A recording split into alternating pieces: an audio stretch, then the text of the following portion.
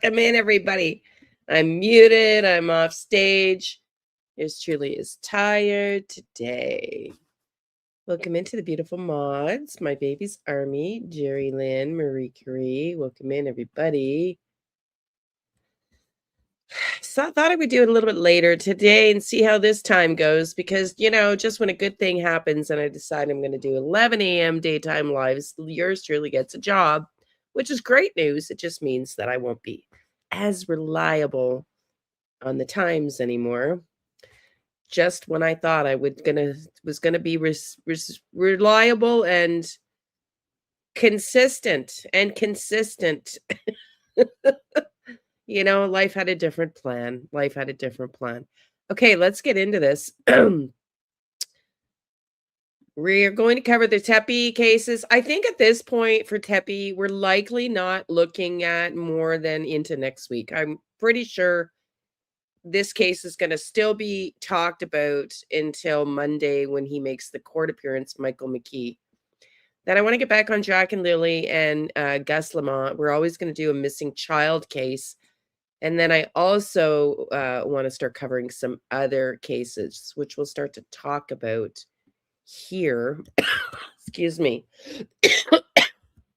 There's a few cases that I want to talk about. So we'll vote on those soon, and you guys can let me know which of the few that I'm debating we really want to dive into next. But let's start first with this video.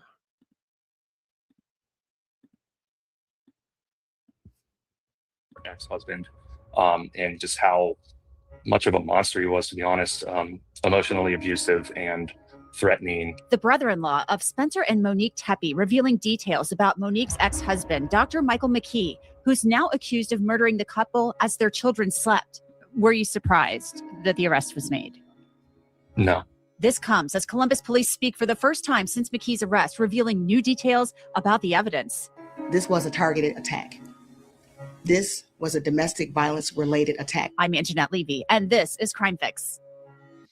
I just saw the article on Sebastian Rogers. I was going to add it to this live, or not Sebastian Rogers, rather Jack and Lily, My Baby's Army. But let's keep this focused on, back to the Tepes. Thank you, hun.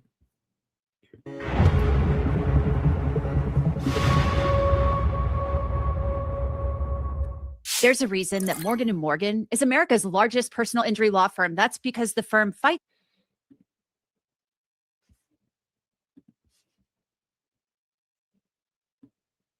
We are learning new details about the horrific murders of Spencer and Monique Tepe in Columbus, Ohio, and the evidence that police say links Monique's ex-husband, Michael McKee, to the murders. When Spencer Tepe and Monique were shot to death in the middle of the night as their young children slept, their family and friends were heartbroken, shocked, and saddened.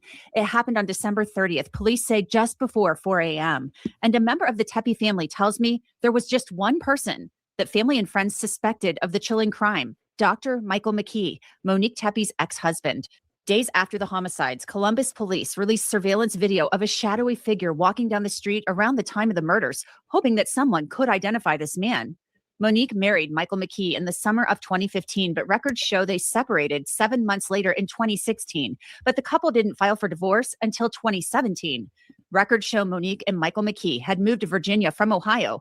Michael McKee was completing a residency. He had studied medicine at the Ohio State University, but Monique was not happy in Virginia and returned to Columbus, Ohio, while McKee remained in Virginia. And I can tell you that Michael McKee did not want this divorce, not at all. A spokesperson with the Federal Bureau of Alcohol, Tobacco, and Firearms told me that they worked with Illinois State Police and Rockford Police to take McKee into custody on January 10th. That was a Saturday morning. The address where McKee was taken into custody comes back to a Chick-fil-A restaurant near the medical center where McKee worked as a vascular surgeon. Now, days after the arrest, and after McKee appeared in court, Columbus police are releasing new information and details about the investigation and evidence they say ties McKee to the murders. We believe at this point, we have the person responsible for the murders of Monique and Spencer Tepe in custody, and that person is Michael McKee. This is still an active and ongoing investigation. Detectives are still going through evidence, tips, and videos. We can't speak to all the specific details related to this case, So we don't want to jeopardize the ultimate goal of conviction. But what we can say, this was a targeted attack. This was a domestic violence related attack. As we know, McKee is the ex-husband of Monique Tepe. We can say that we have the suspect's vehicle on neighborhood video surveillance arriving just before the murders and leaving shortly after. Detectives were able to link this vehicle to McKee. The vehicle was located in Rockford, Illinois, and evidence was found that showed McKee in possession of the vehicle before and after the homicides. We can also say that multiple weapons were taken from the property of McKee, and there is a preliminary link from our NIBIN to one of the weapons that ties it to the homicides. Now, this information about a firearm being seized from McKee's home that has been linked, at least preliminarily, to the homicides is a major new development in this rapidly unfolding case. One reporter said at the press conference that neighbors had said they'd seen McKee at the Tepe home in the days before the homicides, but the police chief, she wouldn't confirm that information. And there are other questions surfacing. Did Michael McKee have any other relationships with women after Monique? Did he remarry? That's a really big question right now. And I've learned from sources that Michael McKee spoke to detectives early in the investigation and offered an alibi, but that story crumbled under scrutiny. McKee appeared in court earlier this week in Illinois and waived extradition, meaning he will return to Ohio without a fight to answer to these premeditated murder charges. Yes, Your Honor. What's your position at this time? Yes, at this time, Your Honor, on behalf of Mr. McKee, I will assert his right to counsel. I will assert his right to remain silent. And Mr. McKee believes that the most expeditious manner in which he may defend himself against the charges pending in Ohio and to plead not guilty would be to waive his right to an extradition hearing and to have a governor's warrant and to agree to his immediate transportation to Ohio. Now, just this past weekend, friends and family gathered to mourn Spencer and Monique Tepe, the dentist and stay-at-home mom, the mother and father to two young children who, thank God, were unharmed in this double homicide. The Tepes were loved by so many. Thank God he spared the kids. By the way, let me know where you're coming in from. What's your weather like where you're at today? We are getting a massive snowstorm here just outside of Ottawa, Canada. Let me know where you're coming in from and what your weather's like today. Do the thumbs up, please, as we keep listening to a deep dive. So I want to bring in Rob Misla. He is the brother-in-law of Spencer and Monique Tepe. Rob, first of all, thanks for joining me. I really appreciate it. How are you and the families doing right now? I think the past 2 days were bittersweet, but also probably the hardest days that we've experienced, especially on Monday with the burial service, just kind of saying the final goodbyes was something that none of us ever imagined we'd experience. So trying to go back to work and live a normal life again is something that's impossible. Number one. Number two, just, there's just like a lot of grief takes a long time. So I know you all just had the funerals for Monique and Spencer. That had to just be so difficult. I mean, you all should just be looking forward to the rest of all of your lives together. And I know I saw on Facebook that you were putting a video together for the service. Yeah, I mean, I was assisting with kind of the photo slideshow. I'm going to put something else more heartfelt, I guess, together soon, just to honor them. But yeah, I mean, everybody in the family had some role to fill. There was maybe, I think there was more than 1,000 people there. Wow. Which the funeral home said was the largest they'd ever seen. I think that's just a big testament to who Monique and Spencer were and how impactful they were. On Saturday, when you guys got the news that they had made the arrest, what were your feelings and the family's feelings? It obviously doesn't bring them back. It doesn't reverse this entire situation. But to feel just some little bit of relief, it felt like some of the weight was lifted, especially the timing of it going with the funeral the next day. It's step one in the entire process, but at the same time, he's not convicted yet.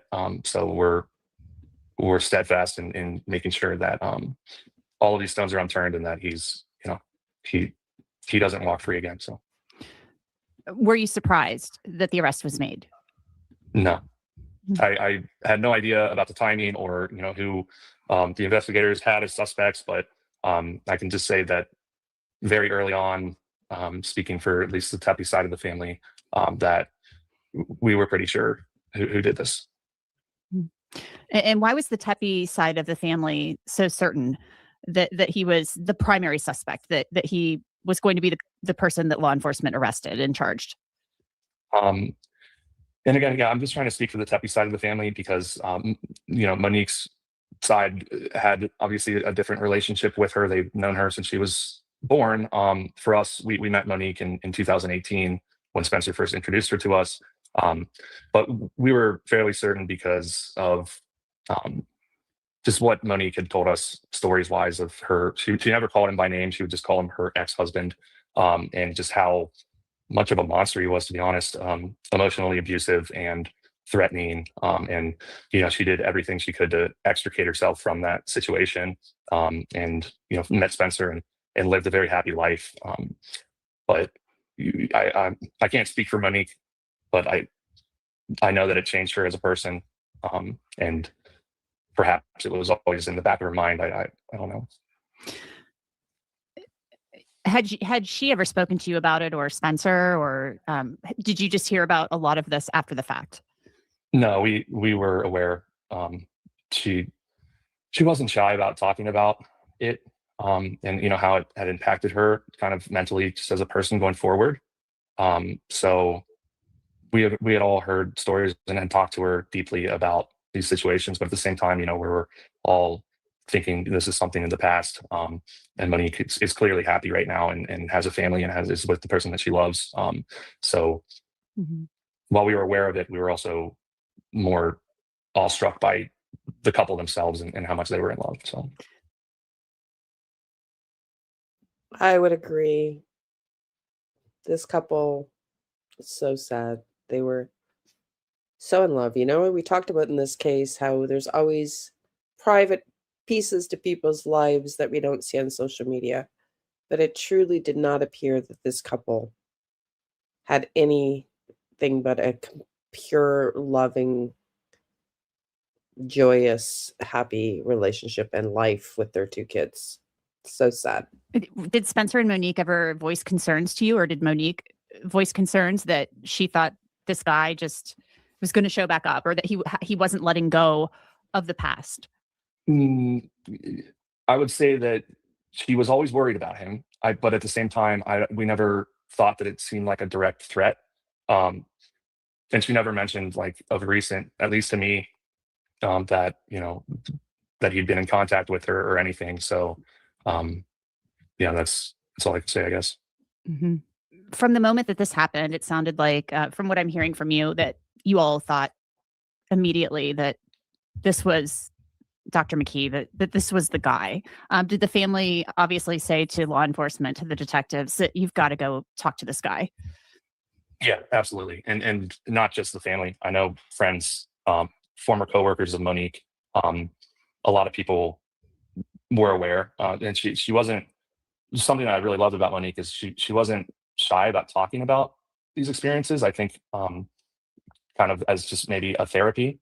But yeah, I think I can't imagine how many tips they got that were leading to him. Wow. You can see in the paperwork, they were married for like 7 months, and then the paperwork's not filed for over, it sounds like, a year. So was this like him just trying to get back with her, or do you know anything about that? I mean, yeah, that would be my suspicion. For her to, you can see in the court documents, just give up the house and not fight for it. It was very obvious that she had to. Not fight for the house. So she just walked away. We kind of suspected that, but interesting to hear Spencer's sister's husband say it. To get away from him. And it seems as though he didn't believe that. He didn't understand why, I guess. I've never spoken to this person, and I hope I never do speak to him. But I think it just shows a lot that she didn't mind giving up any kind of equity in anything just to be removed from him entirely. We saw your wedding video, and it was of Spencer and Monique, and it was very beautiful, very intimate inside their home. I mean, they looked so happy and joyful, and everybody was just so happy, and she just radiated joy. That's like the best way I can describe it when I look at her. Obviously, I didn't know her. I want you to tell me about Monique and Spencer. Your feelings about them, your thoughts about them, what you want people to know about them.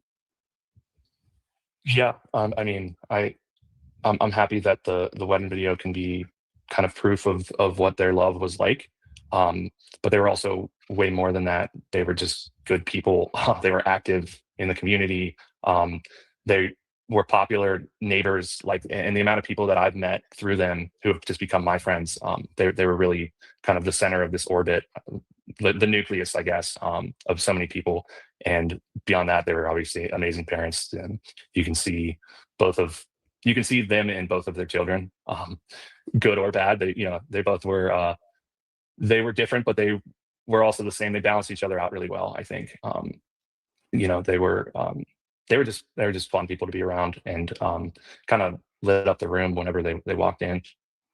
Yeah. Spencer, he was a dentist. And I know that Monique was a stay-at-home mom. I'm sure she was just devoted to the children every day.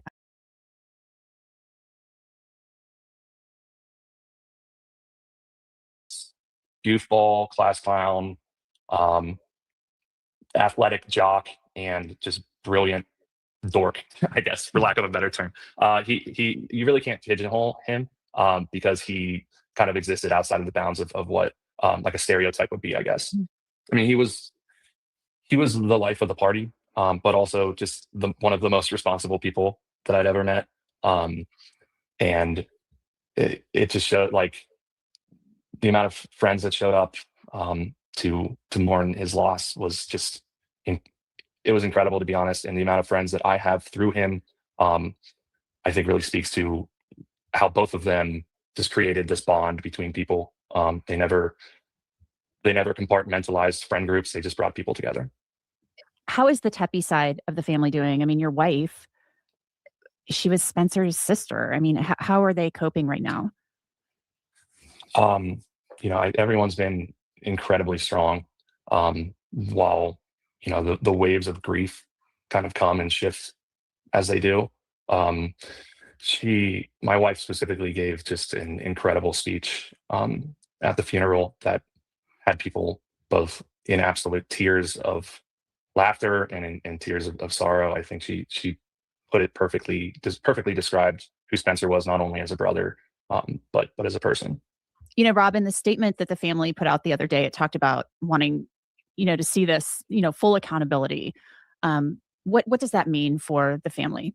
It means whatever sentence the judge chooses on all of these counts that he's going to be charged on, because we feel very confident that he is guilty. He is the one that did this, and that justice will prevail. And again, we have so much confidence in not only the Columbus Police Department, but the investigators and all police that were involved. Rob?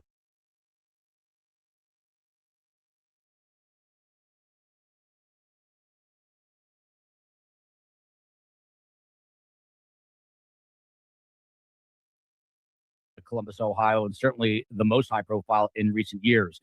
Police now say at a press conference today, which we will break down, that they have recovered the gun used to kill Spencer and Monique Tepe. They used a ballistic database, which our detective will explain momentarily. But the man accused of executing them, Dr. Michael David McKee, is still sitting in a jail in Winnebago County, Illinois, awaiting extradition, even though he waived his rights. So what's happening there?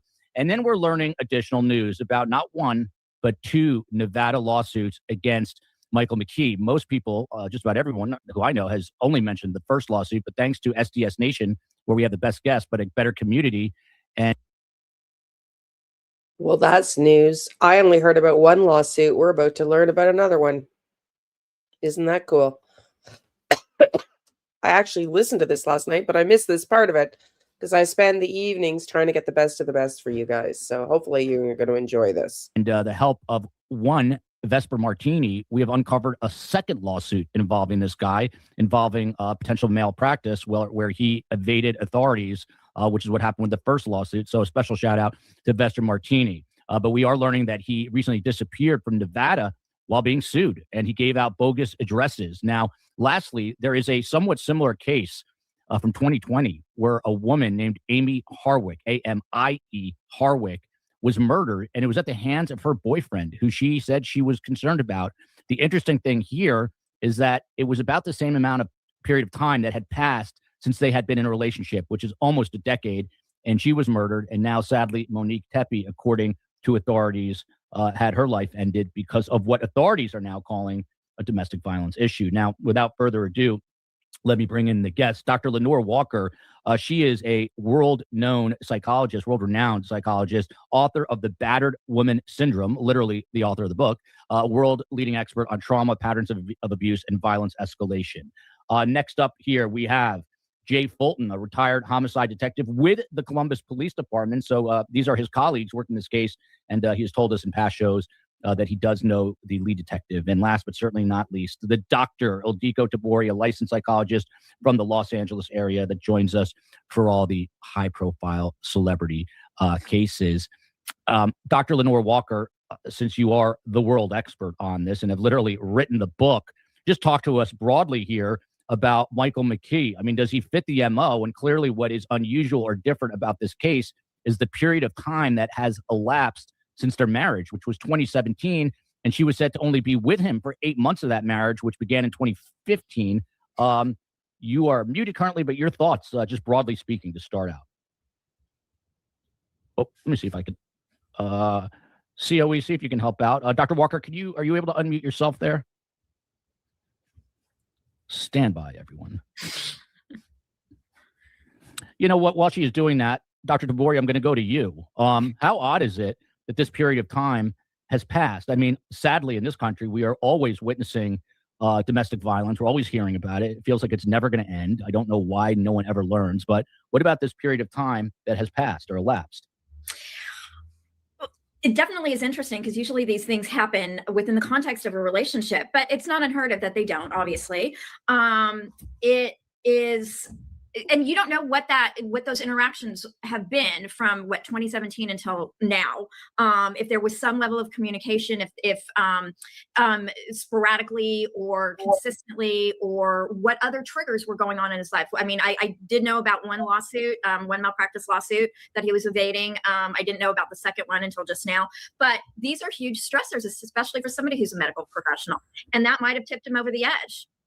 Yeah, I'm wondering that too. I think Dr. Lenore Walker is now unmuted. Yes. Dr. Walker's question, you heard it. You know, what's odd about this, sadly, domestic violence seems to have no end. I mean, we're covering a trial today where a pair teamed up with the husband to murder the wife and an unsuspecting person.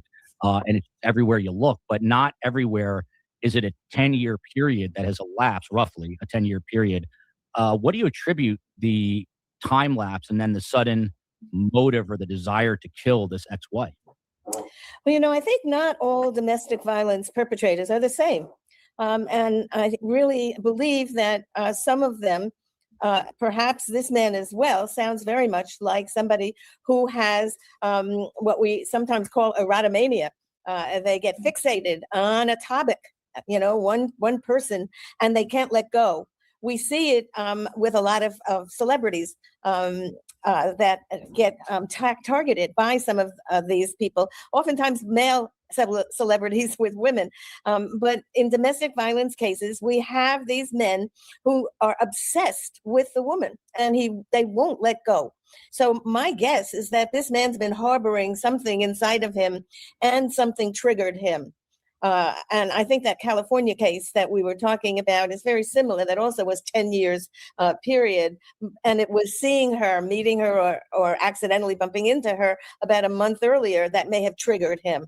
What happened in McGee's case, we don't know yet. But if I were the police, I'd say look for the trigger and look for other events that were happening during this 10-year period, because it doesn't just usually anyhow, it doesn't just come about. It usually has something festering inside, and it pops up from time to time. Do you think, and I'm going to get to Jay in a second, everyone forgive me, but do you think there are two separate lawsuits that we've uncovered related to malpractice in Nevada that he was running from. Could something, I guess, that separate and apart be the potential trigger, or no? Well, it could have been. We don't know how mentally ill this guy is. And we may never know, because he may decide not to be examined by somebody, and then we won't know for sure unless we do a full examination. But anything could make him less stable. I also read something in one of the papers, maybe the New York Post or something, that they uncovered the fact that he didn't stay stable. He didn't work in one place for a while, that he went from jobs in some different states. And so that's suggesting that maybe he really wasn't very stable. It could have been anything. He could have seen something on television. He sounds like a loner, that he doesn't have a lot of people in his support group. So these are things that we have to check out. But my guess is that you're going to find somebody, not only a domestic violence offender, but also somebody who has some serious mental illness that's of a paranoid obsessive type. Yeah, and right on cue, there are also reports, to your point, that he is estranged from his family, that he has not been speaking with his family for a number of years. Also reports that he's an adopted child. I have still yet to independently confirm that, but the estrangement I've read about in multiple places. So on to the law enforcement side of this. Jay, number one, why the press conference today? It wasn't really announced, at least not to the, maybe the local media. They got a little bit of a heads up, but there was a police conference with Chief Liane Bryant. Why'd she choose today, Jay? It just seems like a random sort of Wednesday, I think it is, if I'm correct. Yeah, I think probably the pressure is building up locally for answers, the media, local media. And so this is kind of a pressure valve situation where Chief can go on there with the mayor, and Chief of the detectives was there as well. And they can get about a little information that's not going to be damaging to the case, but it also puts their faces out there. They're responding to the local cry for information. So it's almost like a pressure valve thing. Once again, I watched it. They didn't give up a ton of information or anything that might certainly damage the prosecution down the road. So just kind of almost like a status update. I think it was only about 20 minutes long. So I think that was the reason, just because the cry for information is loud here. Yeah, we have a little snippet. I'm going to play it momentarily. Typically I'm plugging my book, Surviving the Survivor, about my mother, a child Holocaust survivor who likes to yell at me. Hence, I'm trying to survive her. Hence the title of the show, which fits true crime, even though it didn't start as true crime. But today, I will plug my father's book, who's no longer with us. 1971, Humanistic Psychiatry from Oppression to Choice. My father was a psychiatrist. I think about 11 people wrote it. I'm trying to rework it now, but no one in my family understands it to rework it. But the headline, the title, you can sort of understand, which is From Oppression to Choice, which brings me to this comment, Dr. Tabori, and I'll ask you as well, Dr. Walker. Mentally ill or a man with poor character who made evil choices. Now, my father, I can hear him, talk to him occasionally, even though he's not with us, but he would snicker, I guess, at the world of psychology, therapists, etc., basically just completely excusing this guy, saying, well, he's mentally ill because he's an adult. He went to medical school, and ultimately he is responsible for his choices. Is that true or not, Dr. Tabori? Well, yeah, I mean, he is responsible for his choices, right? I mean, we don't know about his mental health history. I mean, obviously there's something going on, but it's not his fault, especially if it's a chronic mental health condition like bipolar disorder. It's not his fault, but it is his responsibility to take care of. Yeah. Dr. Walker? I agree. As soon as psychologists start talking, people think we're excusing the behavior. We're really just trying to understand it. His behavior is unusual, and it's not the usual that you would see in people, on everyday people. And so we're not at all, I'm never trying to excuse it. I'm just trying to explain why it happened, sometimes to help other women understand that they may really be in danger. I don't know how much danger this woman really felt that she was in, but we've read something about families saying they thought it was him right away. So there must have been some reports that she made that made them think that he could be guilty of such violence. But you can have mentally ill people who are never going to be violent, but you also can have those who will be violent. And the ones that we know have the greatest probability of some violence are paranoid and delusional people. And somebody who is delusional, who really thinks that it was the greatest love affair that they would have had she not left him, or whatever, version of that it might have been, are the ones who would be the most dangerous. Well put.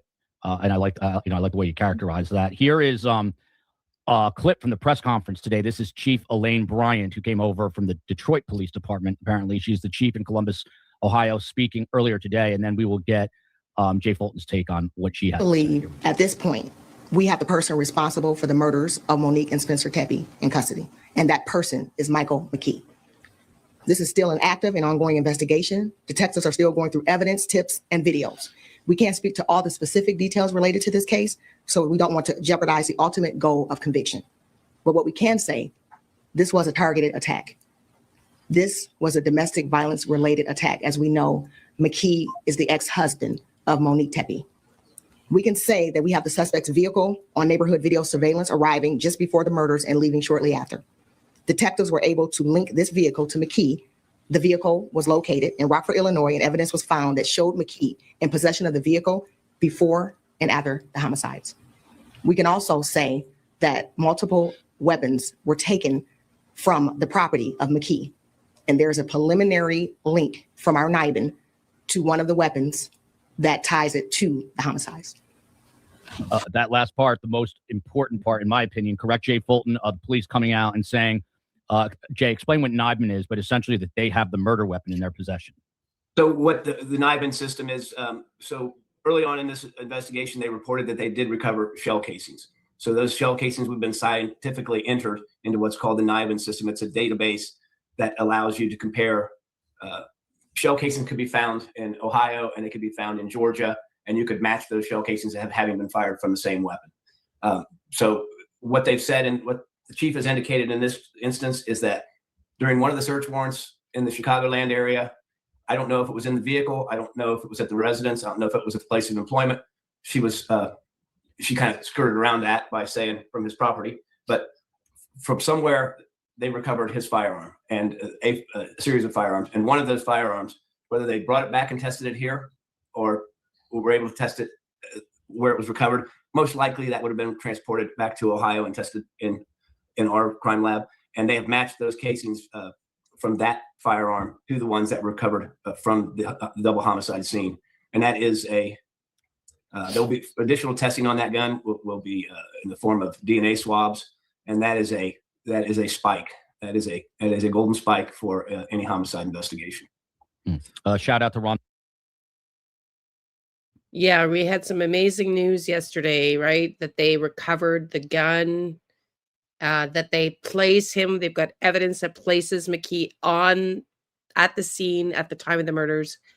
Not only the camera surveillance of him coming into to the property, coming from his car back to his car, but they say they place him at the scene at the time of the murders, and they also have the weapon. So sounds like they have more than enough to, again, he's innocent until proven guilty, but it does certainly sound like they have enough to go forward with these charges. The Davis, this is true. We're climbing up here. Someone said we're close to 200.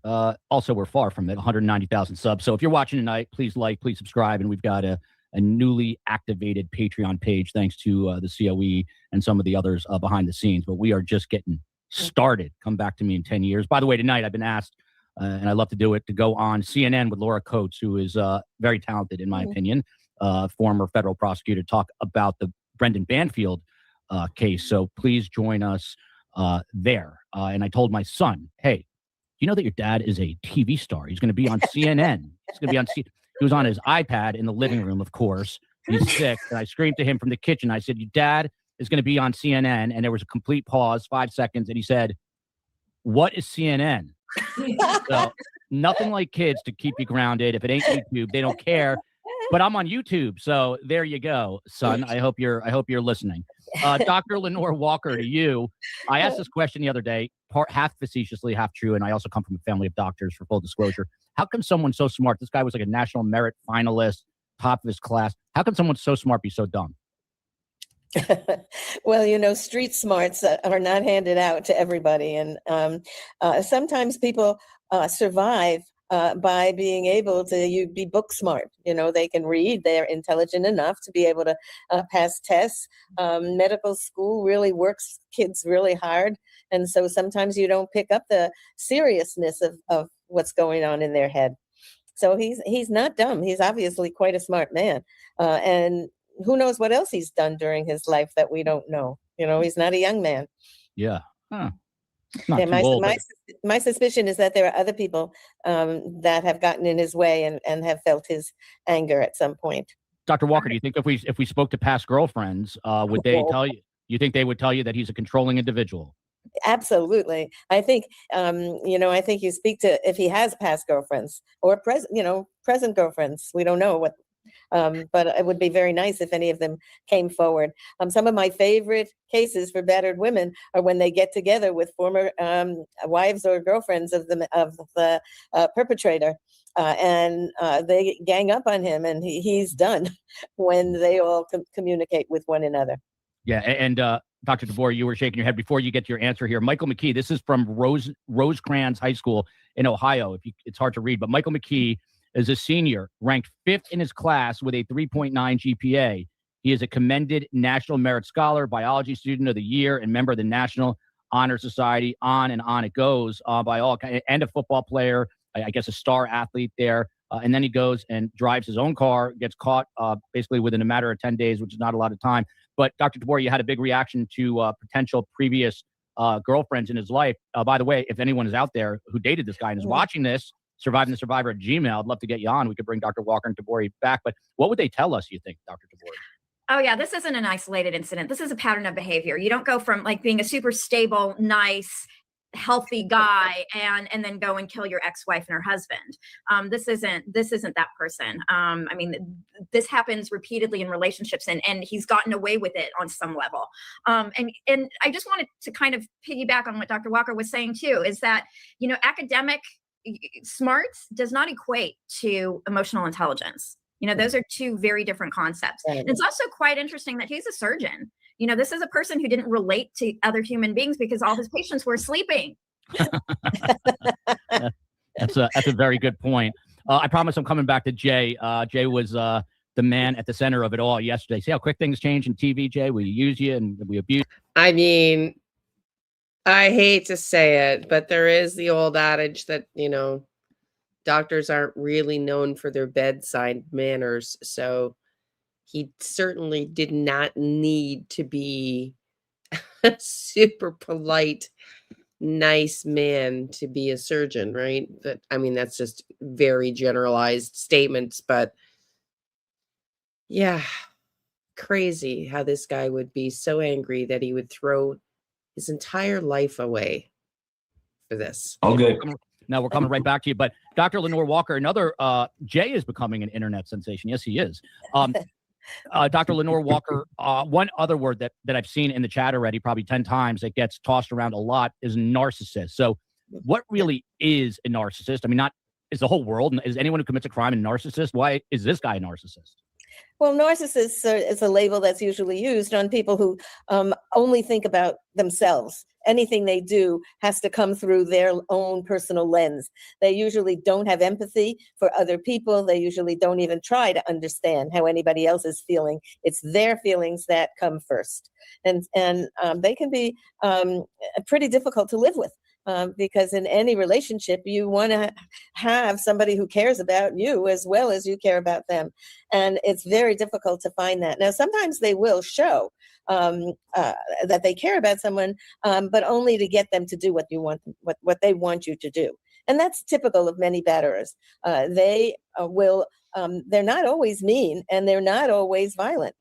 In fact, for many of them that I've studied, if they can get you to do what they want by being nice and being loving and by giving you what you want, they'll do that first. And they won't resort to using abuse and violence until you don't agree with them. And then, of course, they will escalate their behavior. So A very interesting pattern. And that's true for most batterers, even though they're not all the same. They do have some things in common. And what is in common is this: sometimes they're loving, because women wouldn't fall in love with a batterer if they were mean and nasty all the time. There's usually some nice behavior. And that's what women think of the real person. But, as we've talked about before on some of your shows, Joel, they have two parts to their personality. They're not like people who are consistent. They are inconsistent. And so sometimes, especially when they want something, and if they want the woman to love them, they really will shower her with all kinds of things to make her. Have any of you had a relationship like this where somebody wanted something from you and showered you endlessly, to the point where you thought they were somebody different? I have. Has anybody else here had experience with that? Scary, scary, scary. It's also really scary to learn that it's much more common for an ex-male to murder their ex-female than it is an ex-female to murder an ex-male spouse. Feel safe until she does, as I said, she doesn't go along with something, and then they can be very, very mean. Yeah, and that's a great. Thank you, Anne. You're so sweet. Thank you, honey. Thank you, thank you, thank you.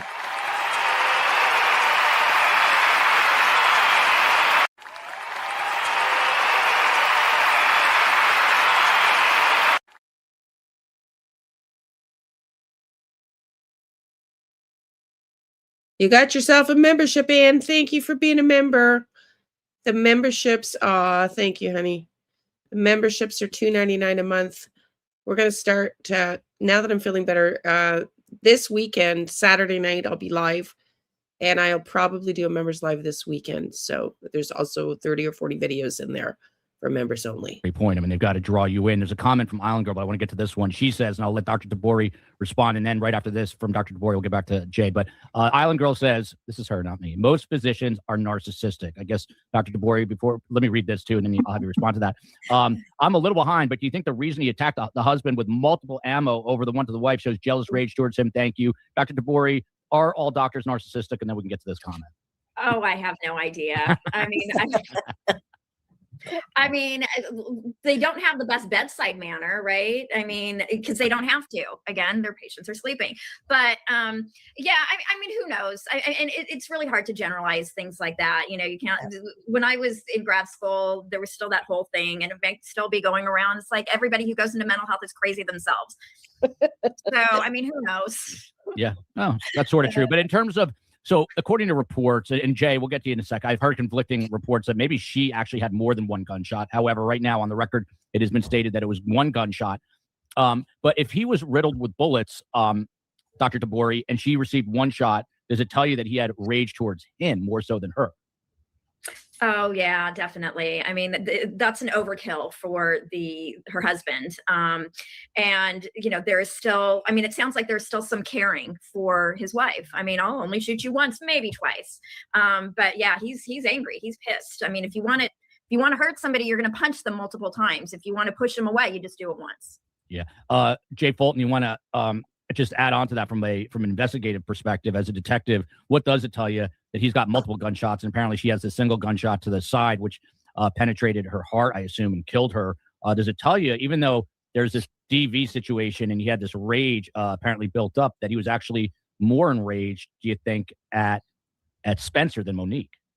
Well, not necessarily. That could have been several things. Now, if you're in a situation like that, and I believe this happened over a period of time, this is not a situation where I don't believe where these individuals were surprised. I think he was in this house for longer than it would have taken just to commit the homicide. So the sequence of how people were shot would be the punishing thing to the female victim. If she's forced to watch him shoot her husband multiple times, that is probably, in his mind, that's hurting her more than the actual taking of her life in the mind of the killer. So the other thing is, when you're going to start this thing, you also have some self-preservation, even as a homicide suspect. And if you're in that situation, who is the threat to you? Who might be able to change the landscape of what's going on in that bedroom or in that living room? who could challenge you, maybe put up physical resistance in this light of what's going on. So that the male half would have been the threat that he would have assessed, even though he's in there to cause this harm. The male threat could have potentially represented a threat. We don't know the position of the bodies. Is it possible that Spencer saw that this was going to go down and he took some action?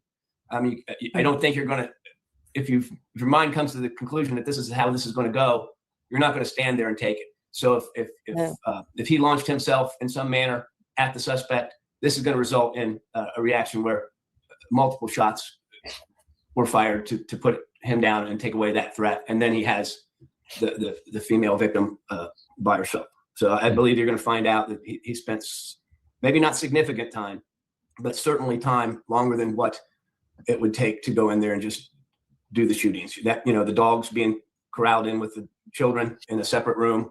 So once again, the parents didn't do that. That was an action of the suspect. Yeah, and Jay, I'm sorry. Go ahead, Dr. Walker. Go ahead. Yeah, I was going to say she may also, as a domestic violence survivor, have learned how to calm him down, and she may have taken some time to try to talk him down from his anger. So that may have also entered into the scene. Yeah, that's very interesting. Dr. Tabori, did you want to add to that? I mean, I guess. Oh, no, I was just saying that's a good point. Yeah, absolutely. Yeah. Yeah, I wonder about that. I know a lot of other experts, and what do I know? But I know a lot of the other experts that have been following this case, and we're going to hear some of them here today, are going to say that they firmly believe that he probably broke in, which none of us know, right? We're all just guessing and assuming right now. But I just have this feeling that they let him in, and maybe there was a little bit more. I don't know. I know. I don't know. What do y'all think? Do you think they let him in? I mean, I agree, though. My baby's army, and they mentioned that on one of these podcasts last night. I think Brandy Churchill said exactly what you said. I mean, he had to have known the code to drive all the way out there, but still. I was just saying that's a good point. Yeah, absolutely. Yeah. Yeah, I mean, I think if you're in these situations, you learn mechanisms to calm the agitated person down, which is a sad byproduct of it all. But Jay, now that police are saying, look, we've got this murder weapon and they use NIBE in this database for ballistics, is that, in terms of the weapon, is that like game, set, and match? Is this basically full? I mean, how does a defense come back against a database like that, say, no, you've got the wrong weapon? Well, there's multiple ways they could try and do that. It's science, and we've seen juries reject science in notable trials in the past. But I think when you have a weapon, and if it's matched ballistically, which this weapon sounds like it is, and if it's matched with DNA, if this gentleman handled the weapon, then they're going to be able to find his biological material on said weapon.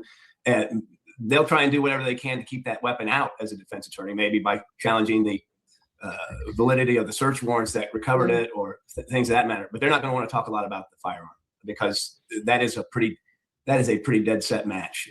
That's pretty irrefutable if you listen to the science.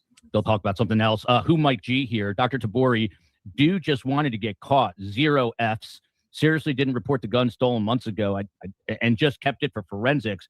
The point of the comment here, he wanted to get caught. Sad. When you see him in court and you look at his mugshot, he seems, no, that's not it, but here it is. Here it is. He looks soulless there compared to the pictures. What do you guys think? Do you think he wanted to get caught? Do you think he was at the end of his rope and he was just ready to go out with a blaze and didn't care if he got caught? I don't know. I don't know. Could be. On the left, do you think there's anything to this notion that he wanted to get caught? I don't know if, a surgeon who's lived a pretty decent life and just bought a $400,000 home wanted to get caught.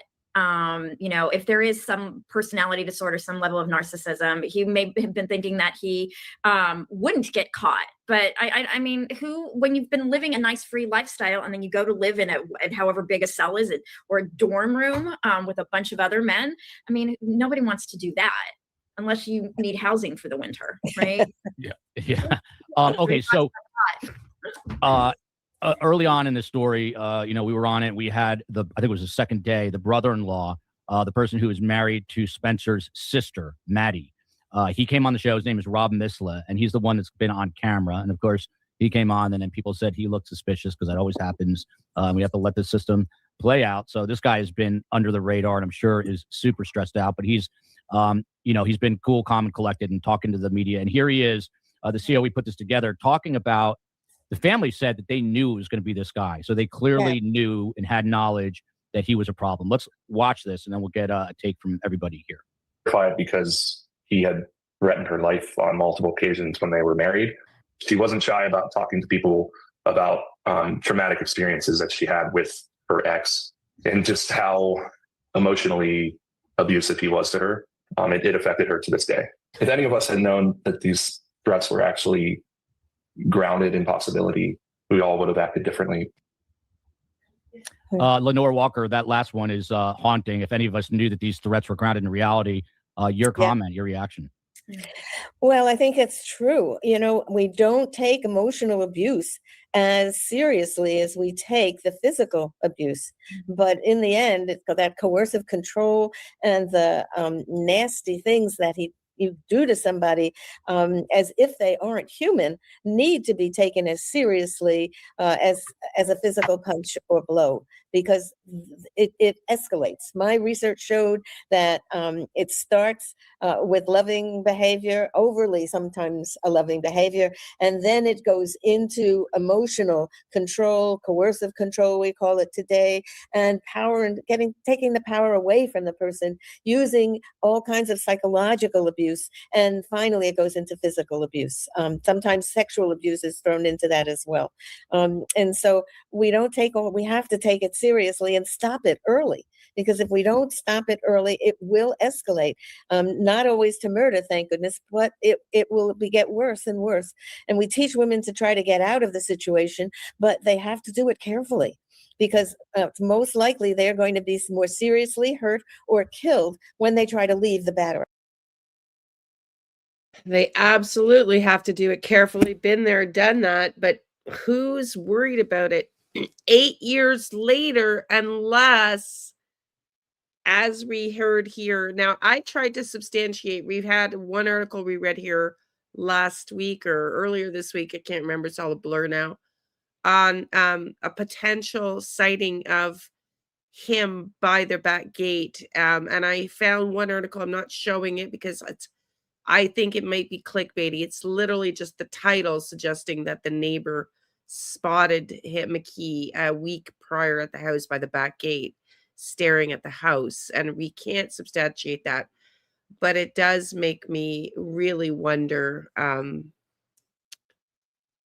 It does make me really wonder if he was stalking them, and if Monique really knew that he was stalking them. Because if she did know, you'd think she'd call the police, given how much she said we hear from the relative of Rob Malash that she was so terrified of him, and she still talked about it 8 years later. You would think if they had any notion that he was stalking them, they would have called the cops. And in this case, we've got somebody who probably festered and obsessed about the woman 10 years before he got his revenge on her. And there are men out there, fortunately not that many, but as I said, not every batterer is the same, and family need to help. Sometimes help doesn't mean telling her to leave. Sometimes help means giving her more strength so she can make her own decisions. But family plays a very important part here. Dr. Walker, for every male DV perpetrator who is either mentally or physically violent, how many women are there out there like that toward men? Well, we don't know. In the 50 years or so I've been doing this work, everybody thinks there are more women who are violent than we actually see. But at this point, the data suggests somewhere between 5 to 10% of domestic violence cases are either women or mutual violence, and sometimes in the lesbian community as well. So it's a very small percentage. Sarah Adams, is it possible he was fired from a job in Rockford, thus the name change of the practice? I assume that's possible. Also, this comment, thank you, Sarah Adams. Susie or Sue's 4Q, why is nobody addressing the fact that they were dating before they got engaged and married and that the wedding was canceled a couple of times? I didn't know that, which is why I'm not, but Dr. Tabori, what is your, I guess, cautionary warning to people out there who are thinking, we happen to know someone who was going to get married, just pulled the plug. I have no idea who. Have you guys heard that the marriage was canceled a few times? Did you hear that? I've never heard that. Thank you to all the moderators, Jerry, Liane, Marie Curie, welcome in, Anne again, My Baby's Army. Who else have we got here? I think Hope's here. Welcome in. Say hi to all the mods, everybody. Please thank them for the great work they do here, keeping the chat friendly. Who it is, I can't remember, but I know I just heard a story like this. If you're having second thoughts, Dr. Tabori, before getting married, what is your advice? Yeah, if you're having second thoughts, really look into that. I mean, if you've been dating for a few years and you're of appropriate marrying age, you shouldn't be having these second thoughts. And if you are, you need to figure out what that's about. And I'm wondering if and then if just one time, and you reschedule it just once, but it sounds like it was rescheduled a few times. So what really was going on? Was it this abuse? You have that cycle of violence where you have, there's the honeymoon period, the buildup, and then the explosion, and then it just keeps going around in circles. So that might have been what was going on, and she didn't know that she was caught in this loop. Someone just said reason 392 to stay single. I say reason 6,873,721 to have dogs and not humans in your life, which is what I do. But how do we take this emotional abuse more seriously when law enforcement doesn't? Not until someone is actually hurt or killed. Jay Fulton, we pivot to you now. This is a great question. A lot of times, we saw this with Charles Vallow and Lori Vallow, another hugely high-profile case. He called. I mean, it's kind of an interesting statement. I had to piggyback on that. I mean, kind of don't you feel the world's kind of like that right now? We all kind of all hate humans and prefer animals, but we're all human. It's kind of this interesting phase in the world where a lot of people are really turning into introverts and wanting to stay away from humans. And when we follow true crime, of course, we see the worst of people. So does it make you wonder sometimes, do you prefer dogs like Joel and make you wonder why you deal with humans in life? Your YouTube's tripping today. Sorry, Hope. Police, and they had their dash cam running, and he said to them, my wife, and I'm paraphrasing, my wife is nuts and she's going to hurt me, she's going to kill me. And they didn't, they just said there's nothing we can do right now, there's no immediate threat. How much does law enforcement have its hands tied, Jay Fulton, when it comes to DV situations and threats? Well, I'm not gonna take that way out. Our hands aren't tied. It's changed a lot. I came on the police department in 1987. And in the domestic violence with violence situations, you had to have the victim, whether it be the male victim or the female victim, sign a piece of paper. If they refused to sign that paper, you left. Then as we became more educated and cities got sued, then we had a mandatory arrest policy. And that meant if there was violence, any sign of violence, the person most likely to have caused the injury to the other party is going to go to jail that night. Now, once again, we can take them to jail, but the victim of the abuse has to take an active role in the prosecution.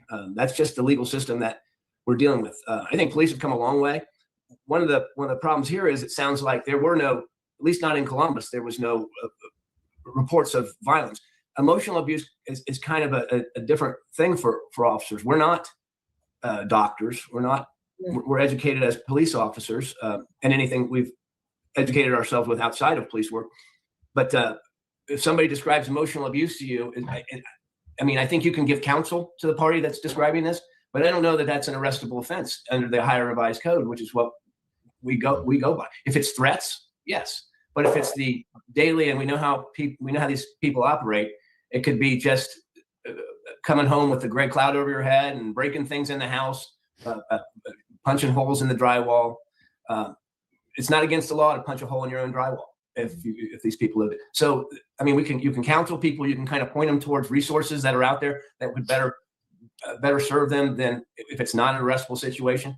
I mean, it's always within our purview to take somebody and give them a ride somewhere else, to take them to family or whatever. But we do see these things happen over and over again, oftentimes at the same residences, and people will either go down and dismiss the charges at court.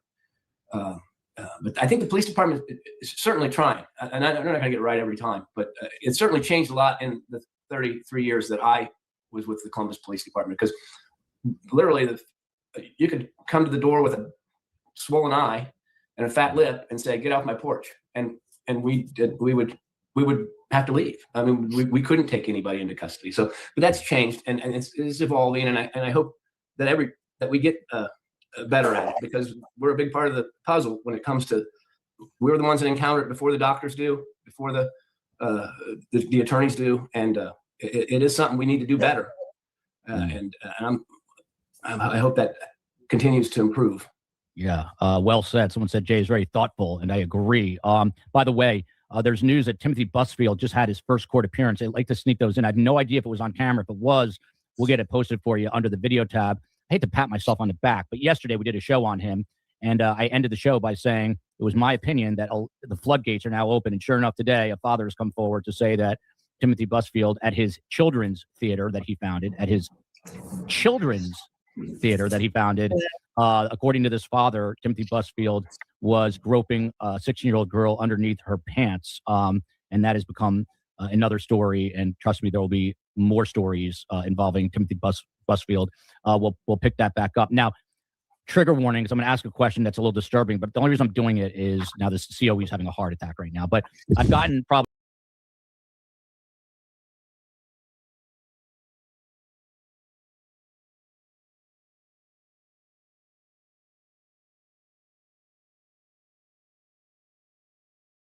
her before he killed her. He obviously is a narcissistic control freak with violent tendencies. Dr. Tabori, I mean, if someone said, "What do you think?"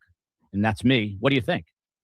I mean, it's entirely possible either before or after he murdered her. I mean, we don't know. And again, allegedly murdered her, so we're not, making an assumption here. But yeah, I mean, it is entirely possible. I mean, this is somebody who's in control. And I mean, you don't think there was any sexual assault, do you?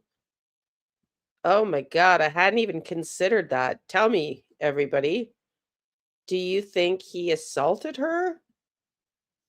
Oh my God. I hadn't even considered that. What do you guys think? That is just not nice to think about. Not nice to. And what we understand about SA is that it is it's about power and control. It's not about sex or romance or anything else. Yep. Go ahead, Dr. Walker, if you want. No, I just want to say I totally agree. Yeah, there are reports that he's adopted, and then someone had a comment that said adopted equals abandonment. But just last night we had Jeff Wenninger on. He's a retired lieutenant in the LAPD, and he himself was adopted. And he said he has according to him, zero abandonment issues. He considered his adopted parents completely his parents. He has a half brother who's Japanese, who's also adopted, and said that he even met his birth parents and have felt zero attachment to them. So is there some sort of equivalent between being adopted and abandonment? I think it depends on how the adoption is handled. Certainly, there are stories of kids who are not told that they're adopted until they're older, and then they feel like they don't have that. It's not just abandonment, but that betrayal. That why didn't you tell me? And what else have you kept hidden from me?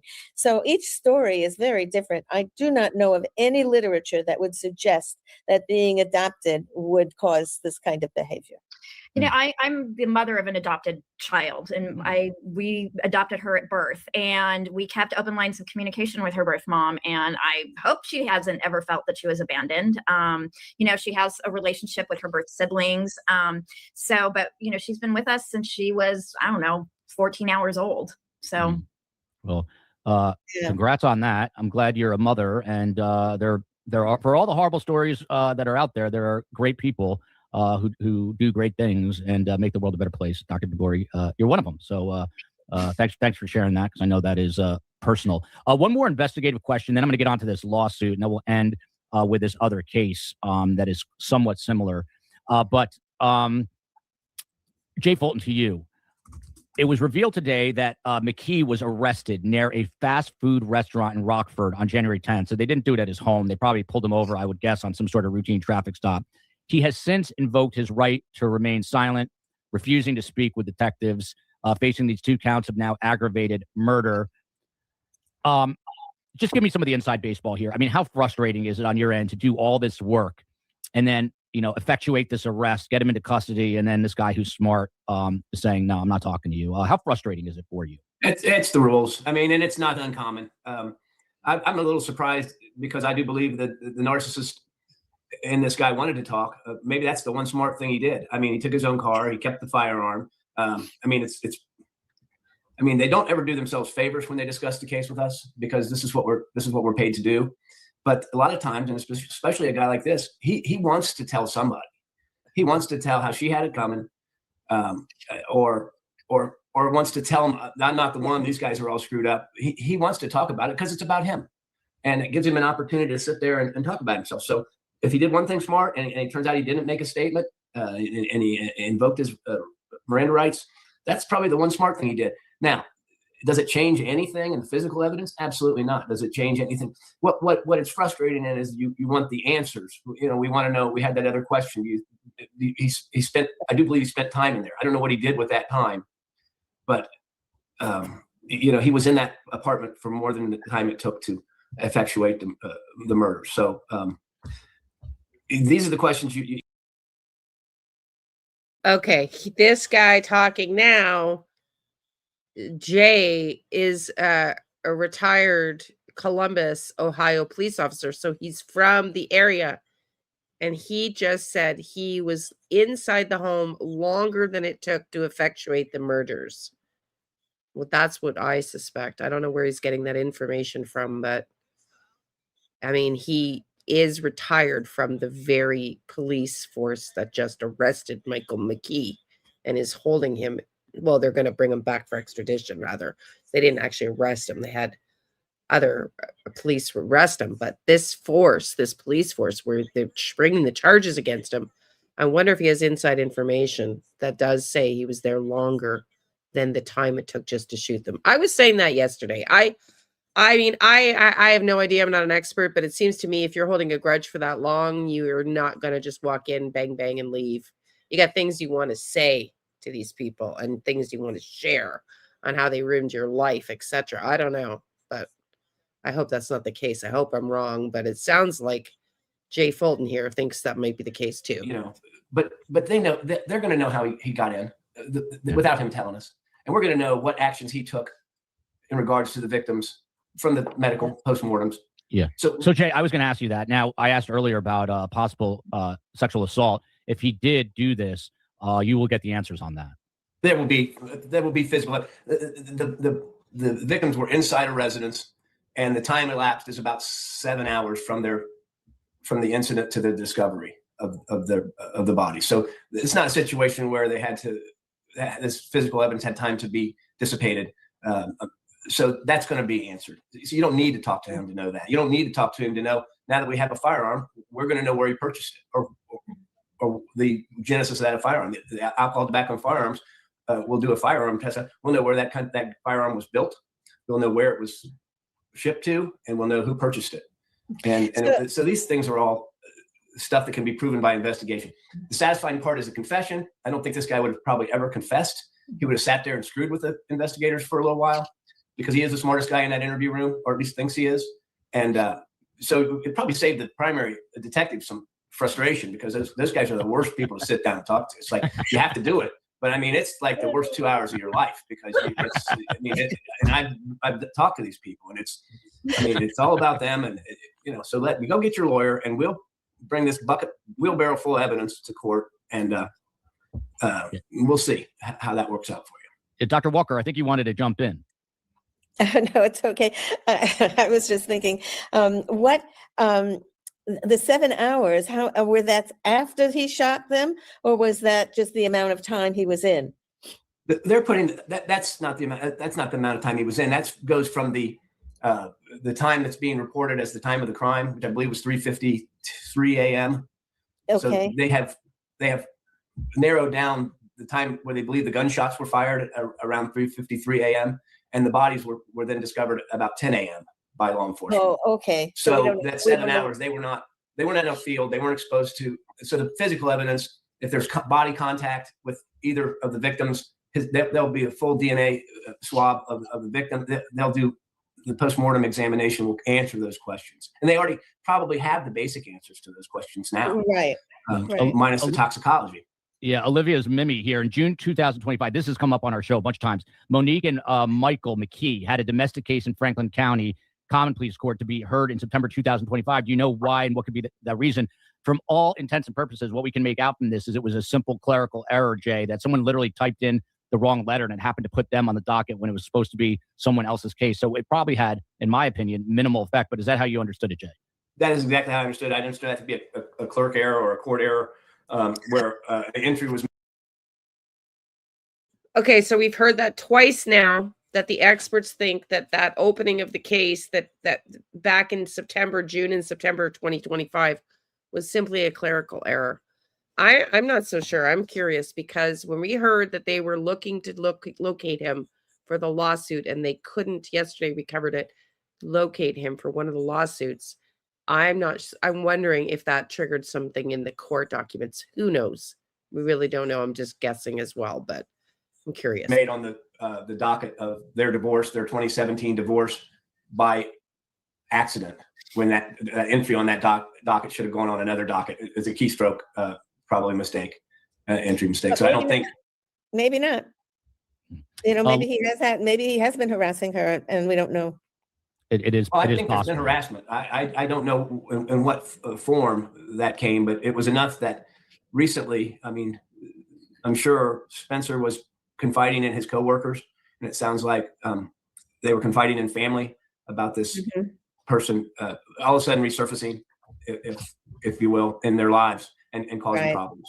We joke about STS singles. I've never seen so many women in the chat saying that they are perfectly content being single at home after this story. So maybe we forget STS singles and just carry on as is. Maybe that is the answer. How about everybody here? Are you guys happy being single? I know I am. You just need a cat or a dog, and I think you're all set. I like my kids most of the time, and my wife I love most of the time. Attorney, so we're getting to that right now. I've got a good guy too. So I think there are a few good men around. There's one or three out there somewhere. Look, Dave Fulton is a catch. Just 3 months before the murders, Michael McKee was named in a medical malpractice lawsuit in Clark County, Nevada. That's Las Vegas. The lawsuit alleges that during vascular surgery, McKee failed to properly supervise a physician's assistant, leading to an 8.6-inch catheter fragment breaking off inside a patient's leg. That doesn't sound fun. Causing pain, bleeding, swelling, long-term damage. Process servers repeatedly failed to locate him. And here is the attorney weighing in on this in Las Vegas for this specific patient. Let's listen. Physicians who are sued for the first time take it very personally and heavily, and it can be devastating. But Laird can't say how Dr. McKee responded. Since September of last year, McKee was unable to be found. Dr. McKee almost really became a phantom, a ghost, if you will. That's what it seemed like. In this declaration of due diligence filed with Nevada's Clark County District Court, Laird's process server lists at least 9 times of trying to track down Dr. McKee. He said McKee's address provided by the medical group doesn't exist. There is no such street. There is no such address. McKee's phone number listed with the Nevada Medical Board led to a fax tone from a fax machine. In October, Laird's team reached out to the other surgeons listed in the case, McKee's former colleagues, for the vascular surgeon's current contact. What did Dr. Caravella say? He said he has no idea where Dr. Michael McKee is now, said he just disappeared. Don't they leave some sort of contact? So they tend to be highly responsible people. They're not the kind of people who just disappear suddenly. And this was very surprising to us. Shocking. If you listed out the people who would likely be to be accused of committing a double homicide, a fully trained vascular surgeon would be at the bottom of my list. be at the top of his list right now. Dr. Lenore Walker, there's a second lawsuit where the plaintiff's name is Gilham Schwanz, an interesting name, Gilham Schwanz, and the defendants there, the same Dr. Caravella, who we just heard of, but also Michael David McKee. The filing on that day, and this is a huge thanks to Vesper Martini. I think she's the only one that I know of who actually has uncovered this. So you might only be hearing that here thanks to Vesper Martini. But the second lawsuit, same deal. It sounds like a malpractice suit, but what this guy's MO is, he was giving bogus addresses. You heard that they got a fax tone. Does this, I don't know, does this comport to the person that we're finding out more about now? Well, it could possibly suggest that he's starting to unravel mentally, and become less controlled with his impulses.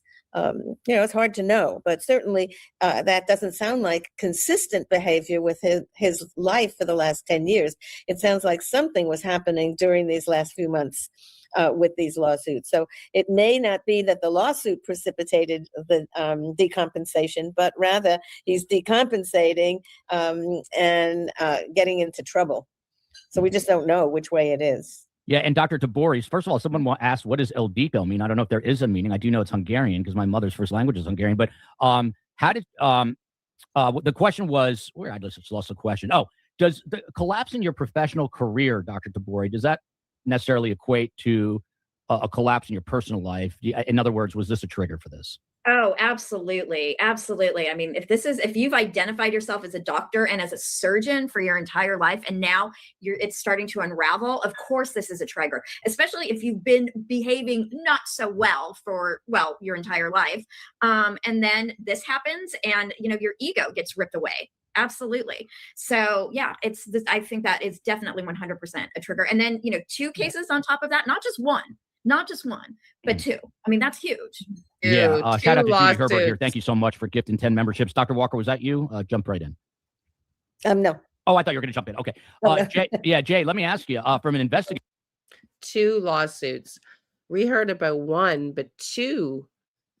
That's got to be weighing on. It had to be weighing on him. Interesting Standpoint, as the lead detective in this case, do you have to go out to Vegas and speak to people who had this guy as a patient who are now suing him for malpractice? Is that something that you have to do? I think you're going to want to add that information to the file. I don't think it's the kind of thing that you have to be doing at the beginning, but at some point they're going to have to maybe have Vegas detectives go out and do the interviews on as a courtesy, and maybe not necessarily the patients, because I think his interaction with the patient was just to cause the injury or the harm. But the people that you really want to talk to are going to be these coworkers, because they're observing him.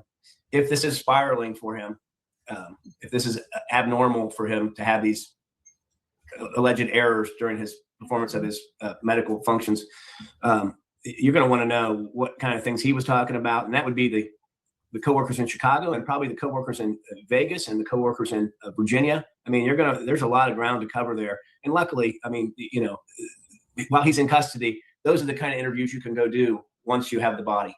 Those are kind of follow-up, kind of parallel type things. It could be good information. It could be like we heard yesterday. You've heard snippets out in the media. He's a good guy. He was always a great guy. There's going to be people offering that information as well, but you got to get it all. So yeah, I think those interviews will be conducted, but they're not key to the meat of the case. But it's nice to fill in the blank areas on the canvas while you're painting this picture. And those are the kind of interviews that will serve that purpose. Okay, we're going to switch it up here, and we are going to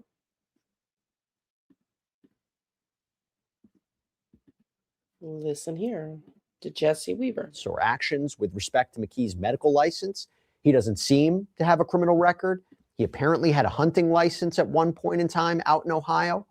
So as we await McKee's appearance in Franklin County Court on the murder charges, where, by the way, I believe the evidence will have to be reviewed by a grand jury for a formal indictment, we got to get into the theories on motive, defense, evidence, any speculation. That's what I want to get into right now. Okay, so now I want to bring on friend of the show. We haven't seen him in a while. A renowned criminal defense attorney, Brian J. McMonigal from McMonigal, Perry, McHugh, Meshach, and Davis.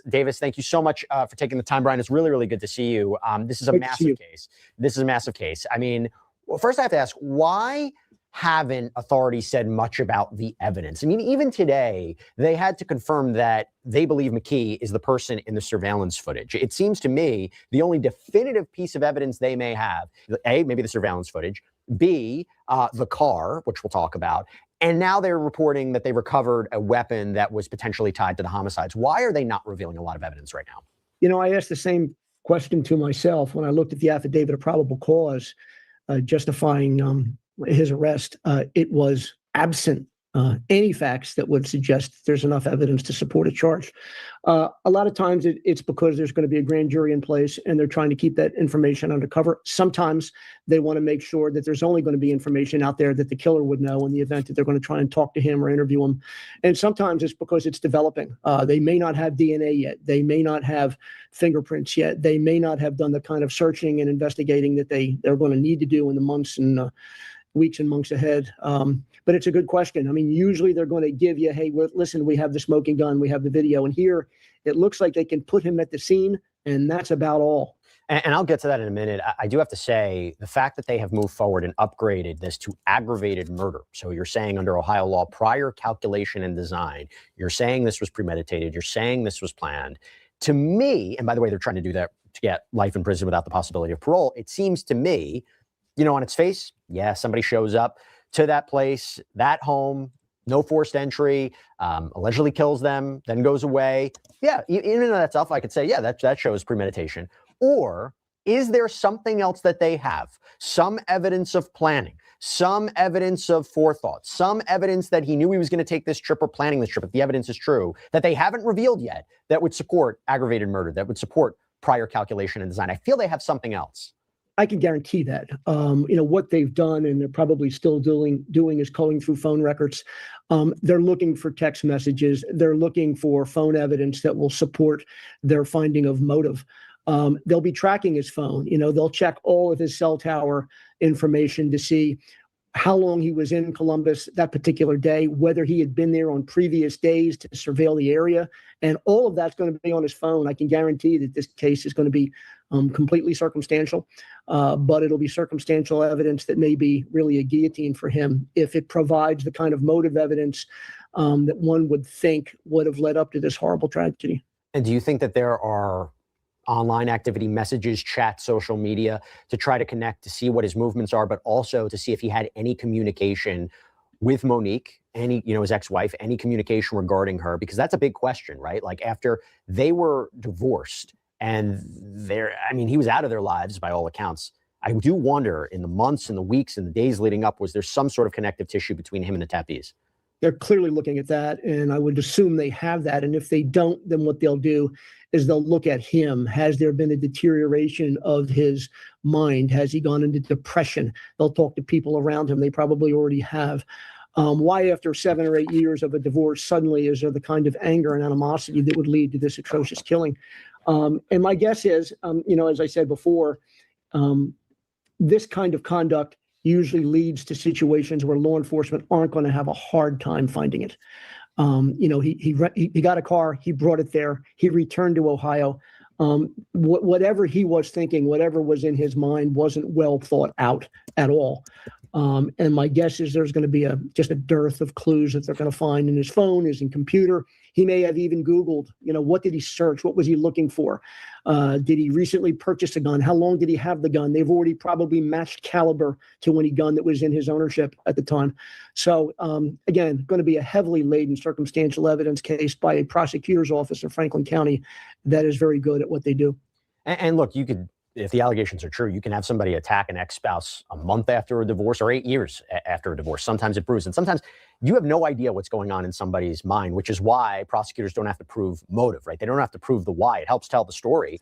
But a big question here is going to be the why. I mean, that's so strange. And when you're hearing reports from family members you have at least this account from the brother-in-law and then some reporting about what the family in general may have known, that it wasn't unexpected that McKee may have been responsible, that McKee was going to be arrested, I imagine the family is deep in this investigation and are being questioned by authorities. Sounds like they knew from the jump. And it read like that. It certainly wasn't a forced entry. So then does this assassination occur? And the family from the beginning must have been pointing the finger in his direction. What's his explanation for being there on the night of the murder, well, in a town that he does not live in, and then returning right away? So there's a lot of problems that he's going to have to solve, and his defense team is going to have to solve. But I think you're right. I think the family pointed law enforcement right away in this direction.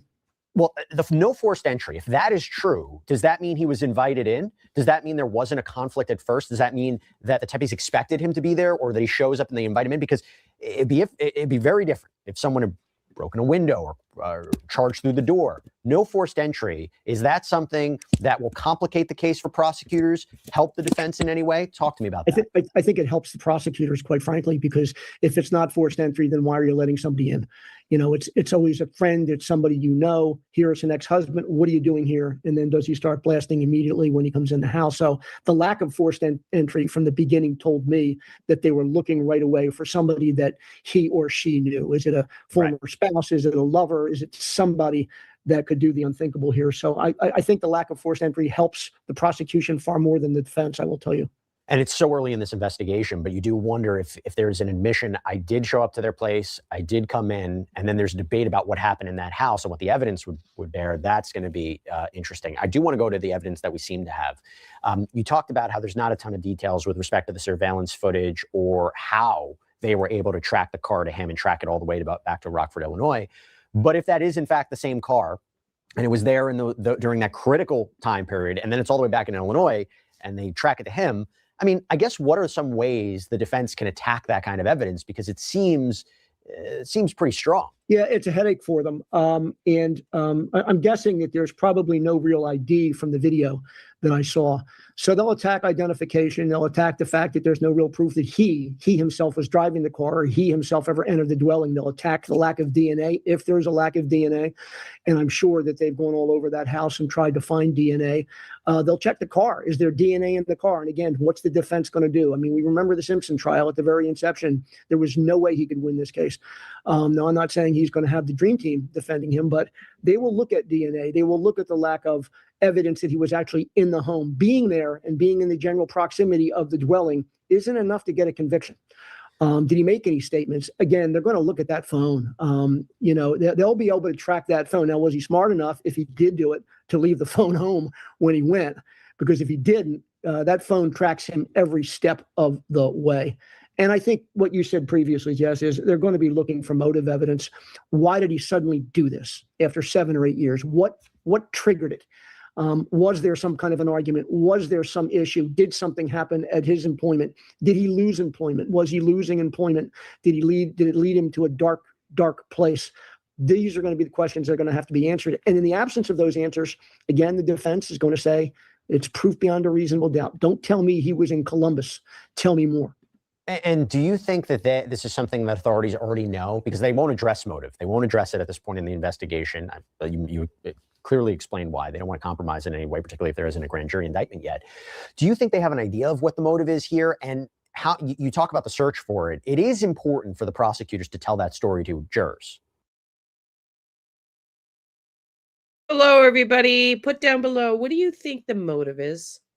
I think most of you seem to be indicating you think it's just pure revenge, pure anger and revenge. Do you think that's what it was?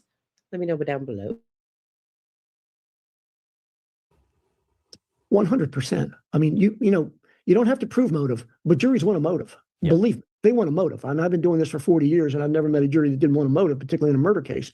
And I do think they know. I don't think they would have indicted this fella if all they had was the car. You mentioned a gun. That's a big piece. I mean, if they can get a gun that matches caliber to whatever they took out of the body, or any of the bullets that they found there at the scene, that's game, set, match. If you have that, I don't know that they do, but if they have him recently purchasing a firearm of the same caliber, or ownership of a firearm of the same caliber, and he's there, and it's not forced entry, you got a rough road. What about this reporting that what was going on in his life, aside from the fact that he was going to multiple states? I mean, again, no criminal record, no disciplinary action with respect to his medical license. You heard authorities earlier on say there was no reports of any abuse between him and Monique, but he was apparently facing this lawsuit regarding medical malpractice. He was added to a lawsuit in September. You try to get into the mind of what of the suspect and what has been going on. He is innocent until proven guilty, of course. But how much is that going to be relevant? How much is that going to be part of this story? How much is that going to make its way into a potential trial?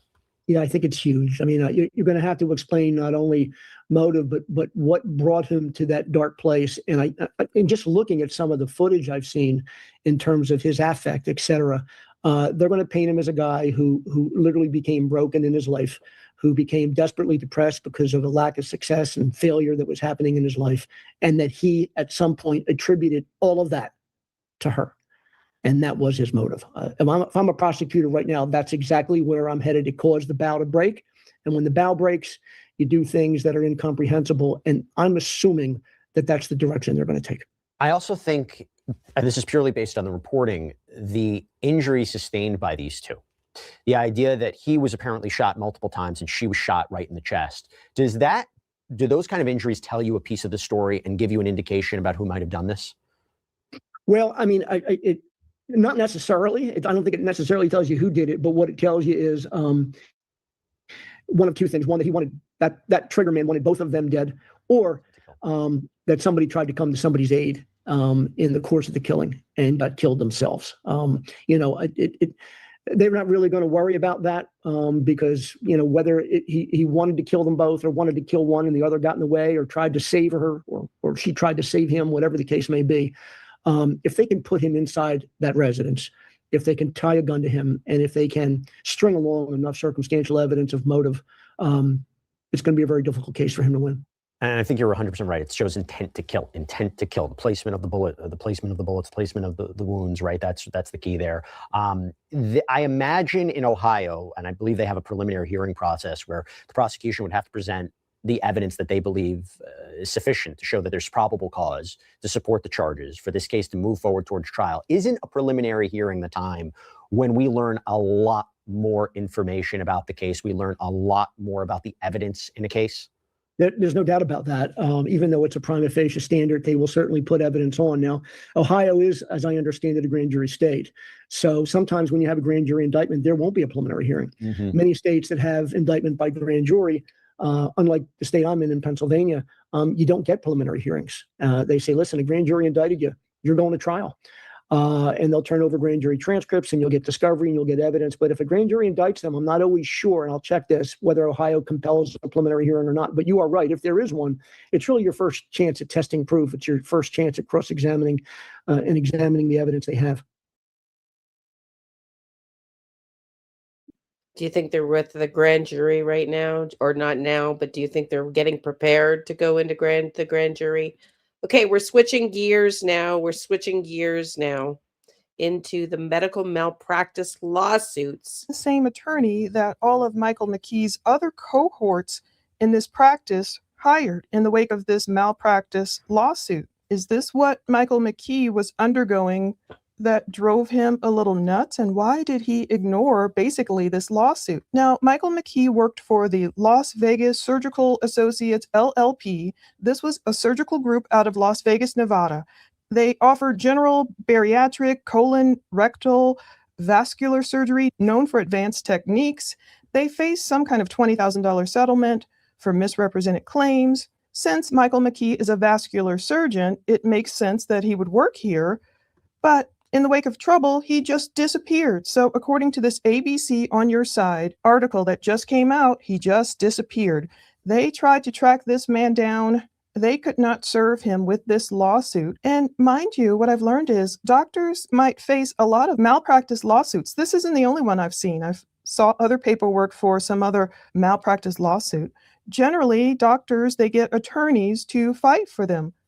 But of all the defendants listed on this lawsuit, Michael David McKee is the only one who doesn't have a lawyer listed next to his name. The plaintiff has a lawyer in this medical malpractice lawsuit. The practice has a lawyer, Las Vegas Surgical Associates, LLP. Even the physician's assistant has a lawyer, the other doctor has a lawyer, but not Michael David McKee. Apparently, maybe he believed he could just get away with it, forget the lawsuit was ever out there. He's the only one that never filed an answer. We'll go through it all. And I'm waiting on more details because I've requested public records for this lawsuit. According to ABC 6 on your side, vascular surgeon Michael McKee, accused in the high-profile double murder in Columbus, he managed to evade this malpractice lawsuit for many months, I should say, before the alleged crime. ABC 6 Investigates uncovered nearly a dozen failed attempts to serve him with the lawsuit. It originated in Nevada. It was filed by the Las Vegas lawyer Dan Laird. He says Michael McKee failed to train this physician's assistant who injured a patient at the Las Vegas Surgical Associates LLP. This happened in 2023. No wonder this lawsuit was filed in 2024. So Laird told the publication attempts to serve McKee were thwarted. Fake addresses, questionable state-issued phone numbers. That's very strange to me that he tried to address his problems in this way. That's very strange. Why didn't he train the physician's assistant? Did he believe she was beneath him or what? This is what Laird said. The address that was given to us by the surgery group that he worked for turned out to be a fake address. It was an address that doesn't exist. He's so silly, like he could get away with it that way. Ugh. McKee's disappearance was noted months before he was arrested in Chicago for the murders of his ex-wife, Monique Tepe, and her new husband, Spencer, in their Columbus home in December.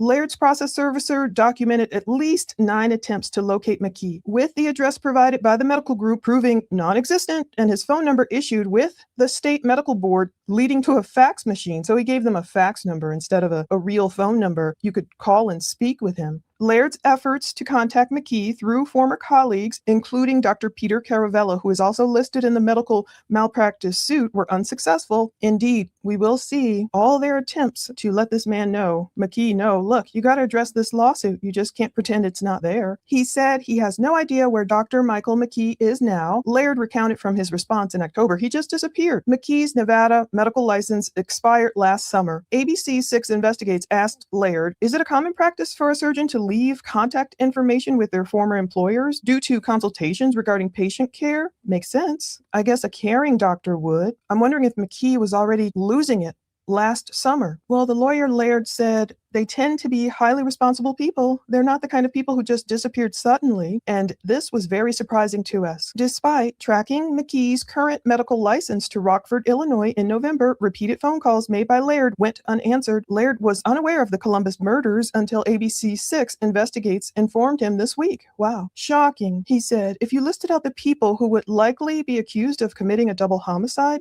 a fully trained vascular surgeon would be at the bottom of my list. Laird told ABC Investigates that he also found it unusual that an attorney did not contact him on McKee's behalf, who would be funded by medical malpractice insurance. Laird is now determining if McKee did not extend this insurance when he left Las Vegas. If he did not, Laird calls the action unusual due to unforeseen complications or claims by former patients. Why would McKee let his medical insurance lapse? I don't know. He would know the big responsibility doctors have, especially being a target of a lot of medical malpractice lawsuits, whether right or wrong. It says in October, a judge granted a declaration of due diligence in the malpractice case, allowing McKee to be served via a newspaper notice. And I've been searching for that too. I'll show you the docket. This is only the second time in Laird's 12-year career that he has had to resort to such measures. Attempts to contact the medical group where McKee worked were unsuccessful as no one returned calls to ABC 6. They should have a different name by now. And the name of this Las Vegas practice literally changed on December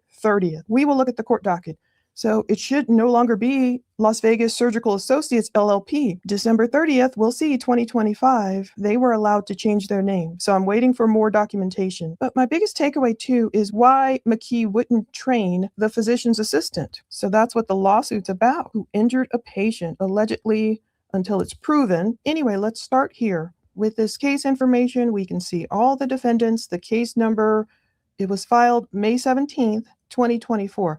Obviously, if this particular plaintiff feels they were injured, it stemmed from a physician's assistant allegedly not being trained by Dr. McKee. By the following year, 2024, they were ready to file their lawsuit. So we see the plaintiff, and there's Laird retained this attorney Laird, who spoke with ABC6 on your side. One of the defendants, the physician's assistant, Andrea, retained this attorney, Marjorie E. Crastus. We see the actual company, the Las Vegas Surgical Associates, retaining the same attorney. We see the defendant, Peter Caravella, the doctor who spoke with ABC6, claiming the PA wasn't trained by McKee, retaining the same woman. Everyone retains this Marjorie woman, except look who's out here twisting in the wind, Michael David McKee, MD. So we don't have all these details, but May 17th, everything popped off. The complaint was filed. This is 2024. Initial appearance, the complaint, the demand for a jury trial, electronic summons. So by July 1st, 2024, we have a declaration of service. It sounds like this medical group, the company itself, was served. And then we start seeing some of the defendants, of course, chiming in, doing the things they were supposed to do, their lawyer making an appearance for them, another declaration of service. And then by August 9th, 2024, we have an initial appearance for fee disclosure, the defendants, the PA, the Surgical Associates group, and we see the PA answering the plaintiff's complaint. We see the surgical group answering the plaintiff's complaint. All throughout August 2024, they're having case conferences, all that stuff. Hearings are getting rescheduled. It all makes sense. We see the plaintiff's lawyer and we see the defendant, at least three of them. That's the medical group, Dr. Peter, and then the PA. They all have Marjorie, the attorney, representing them. However, again, Dr. McKee is missing. So things keep going. Scheduling, we move into 2025. Of course, this case isn't going anywhere. This lawsuit isn't going anywhere. Even if Dr. McKee can dip out, he can dip away from Nevada, go to Chicago, buy and purchase that great condo that I won't mention, so YouTube will leave this video up. I had shown the court records when Dr. McKee was arrested, and I showed the Franklin County court records. I can show this, I hope. I was showing court records, like if you hit view here and it had his address, and they did not want that address. So even though I blurred it, they wouldn't put the video back up. But anyway, we see all these notices coming through. Even if Dr. McKee is over in Chicago by now in 2025, purchasing his condo, his penthouse condo, working in Rockford, this problem isn't going to go away. 2025, different people being subpoenaed, apparently another doctor being subpoenaed. Now, this is stuff that I thought maybe this was a problem for Dr. McKee. By July 17th, 2025, there was a motion to amend the complaint. The plaintiff wanted to name and shame these doctors. Basically, it's like, forget putting John Doe, MD, as the defendants, put their real names on the docket, on the court record, and the judge will end up approving that. So if Dr. McKee's reputation was anything to him, I'm sure he wouldn't like seeing his name shown on a different complaint. Then we have notices of hearings, entries, discovery, all this stuff standard on lawsuits. There were oppositions to the motions, blah, blah, blah, notice of intent. There was a motion for leave. Now, finally, by September 23rd, 2025, there was an order granting the plaintiff's motion. Look, we can replace that John Doe MD with real names. That's why we can see these doctors and the PA's name on these complaints. So the complaint was amended. Now notice it's September 2025, even though Dr. McKee is off in Chicago and working in Rockford, he's making that long commute, he's living in the condo, but was he still stewing over this lawsuit? Why didn't he hire an attorney? Did he run out of money? Did he let his medical malpractice insurance coverage lapse? He was running away, giving fake numbers, all this fake addresses, as if he would never be found. Did he really think that's the way to fix his problem? Was he hoping this problem would just go away? And did he really harm this plaintiff by not training his PA well enough? That's scary. Now, we have some kind of notice of name change here, but the actual firm is going to change its name on December 30th, the exact day of these killings. Let's keep going. Now, down to October, it's getting closer. What kind of life is Dr. McKee living in Chicago? Is that just a coincidence, everybody, that the firm changed its name the day of the killings? Is there something about the lawsuits that we don't know? Did the firm decide to remove him from their firm? What do you think? Is there something more here? Chicago. Is he freaking out because he knows this lawsuit is marching towards a jury trial at some point? Is he going to have to answer to this? Is he freaking out? Is this the thing that set him over the edge? Is he not getting along with his coworkers? I mean, obviously things didn't go well in Las Vegas. Like they say, wherever you go, there you are. You can't run away from yourself. So if he took his problem over to Chicago with him, I'm sure life wasn't much better there. Now, I noticed everyone was answering except McKee. So October 13th, the PA is answering, it's her lawyer, of course, answering the amended complaint. The surgery group is answering. There's a declaration of due diligence, extending discovery. Look at this. Even Dr. Peter is answering, same lawyer. So the lawyer is representing all three, just not McKee. Why wouldn't he get this lawyer to represent him as well? He must not have had the money, or he didn't take care of the medical malpractice insurance to cover it. A lot of doctors have that just for this instance when. Or is he just too arrogant, just like in his divorce, and he thought he could handle it himself? What do you think? There's a problem, there's a mistake, there's malpractice, maybe there isn't, but they need the coverage to answer lawsuits like this, while they can continue to do their job, focus on medicine, and let the lawyer handle it. Why didn't McKee do what his coworkers did? As October 2025 is ending, I found this interesting. It says Dr. Peters' demand for a jury trial. He's the defendant. But I like that. Maybe he's saying, look, let's take this to trial. Maybe he feels like I'm not settling. Let's take it to trial, and let's see what a jury decides. I found that pretty interesting. It's the defendant, Dr. Peter, demanding a jury trial. And then, of course, it's getting rescheduled because finally we get the mention again of this defendant, Dr. McKee, who is just not answering. I mean, we don't see, basically we can see what a problem he is by not really seeing his name again in this lawsuit on the docket until we get to November 10th. And look how scary that is. That's the month prior to Monique and Spencer Tepe's homicides. It's scary. So finally, November 10th, this plaintiff is like, look, obviously they must have tried, as we've learned a billion times, to serve him the normal way. A process server can track down a person, and it's that old, you've been served. Let me hand you this envelope. Here's the lawsuit, or let it touch any part of your body and you've been served.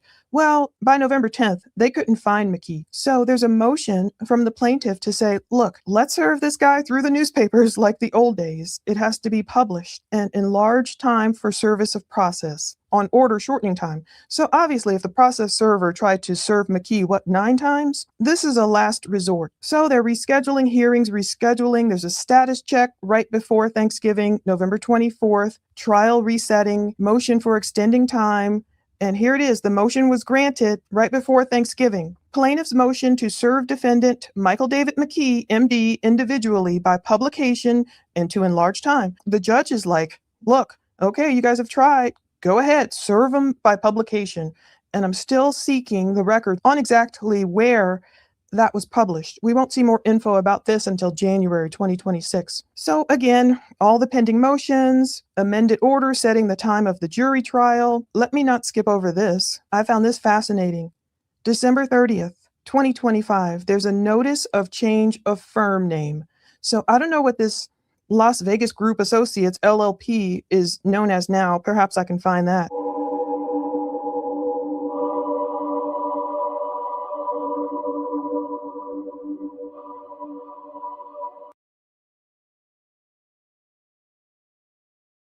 I'm just reading here to see if there's anything removing the Dr. McKee.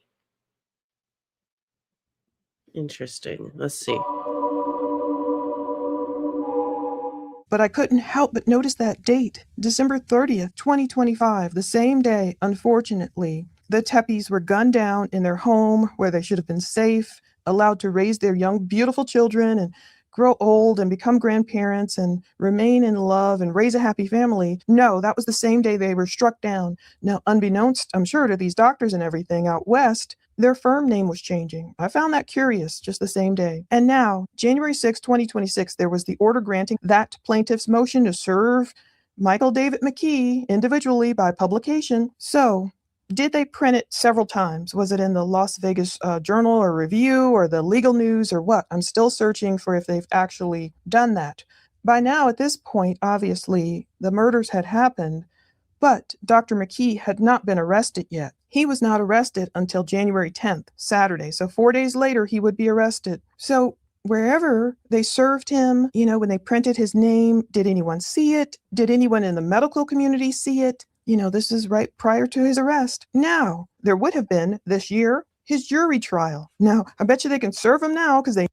Well, that would have been a trigger for him had they gone ahead and put it in the newspaper for somebody that was looking to hide that appears to be evading the law. Would that have triggered him? Interesting. You know where he is, of course. July 13th, 2026. It initially said jury trial firm, as if that date was firm. It's been vacated. It's been vacated. Why? Per stipulation and order. Because I'm sure by now everyone involved in this lawsuit knows, oh, Dr. McKee has been arrested. He's been extradited to Ohio to stand trial eventually, if he really does enter that not guilty plea. And if he has to stand trial for the murders, I'm still here. If he has to stand trial for the murders, yes, I see why they vacated this. Because they probably won't have Dr. McKee dealing with this malpractice suit. And I'm not being insensitive to the victim here. This person may have truly, of course, been hurt due to a lack of training from McKee not training his PA. But obviously, the murder case would take precedence over this malpractice lawsuit. So I can see why it was vacated. They set up an April 28th, 2027 next year. Status check, trial readiness. What'll happen next year? Pre-trial conference, June 9th. And then they're saying now, July 12th, 2027. Okay, this jury trial firm, chances are dollars to donut, that'll get pushed back too, unless somehow they can go ahead with this case without Dr. Michael David McKee. Can they? What'll happen with a malpractice lawsuit when one of the parties is accused of double murder? You want everyone to get their justice. You want this plaintiff to get their justice. Everyone. It's very sad. The poor PA, if she had to deal with a seemingly psychopathic Dr. McKee who wouldn't train her, allegedly, and deal with all of this. We'll see what happens. Let's close with Proverbs 17:15. Acquitting the guilty and condemning the innocent, the Lord detests them both. Let's hope the Tepes get justice. Another bit of news we're learning via Fox News is that McKee wasn't indeed very nice to Monique when he was married to her. In fact, they're going to call him emotionally abusive. It says that McKee spent nearly a decade moving from job to job across the country. A former coworker said the stint in Nevada marked the start of a downward spiral that preceded the alleged killings. The fact that they are both dead is not alleged, but, whether you're going to call it a murder, a killing, a homicide, it all matters. It matters if Michael David McKee can be proven guilty for those murders. So now Rob Mislaw is telling NBC their family quickly believed McKee was somehow involved. He was an emotionally abusive person when they were together. That is all I know. That's what Rob knew. And of course, Rob could not tip his hand about what he suspected because he wants to see justice. He wouldn't want McKee to take off and disappear before authorities could arrest him.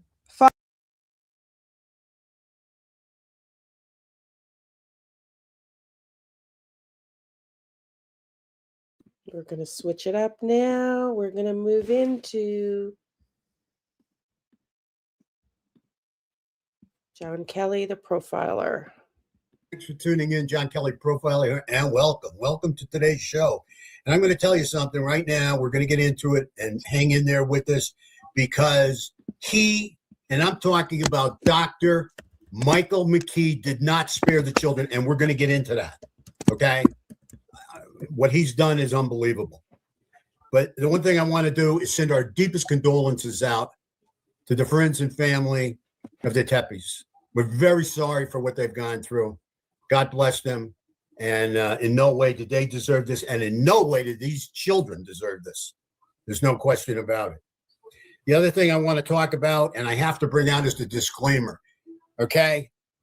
Michael McKee is innocent until proven guilty in a court of law. As far as I'm concerned, this guy's a wacko.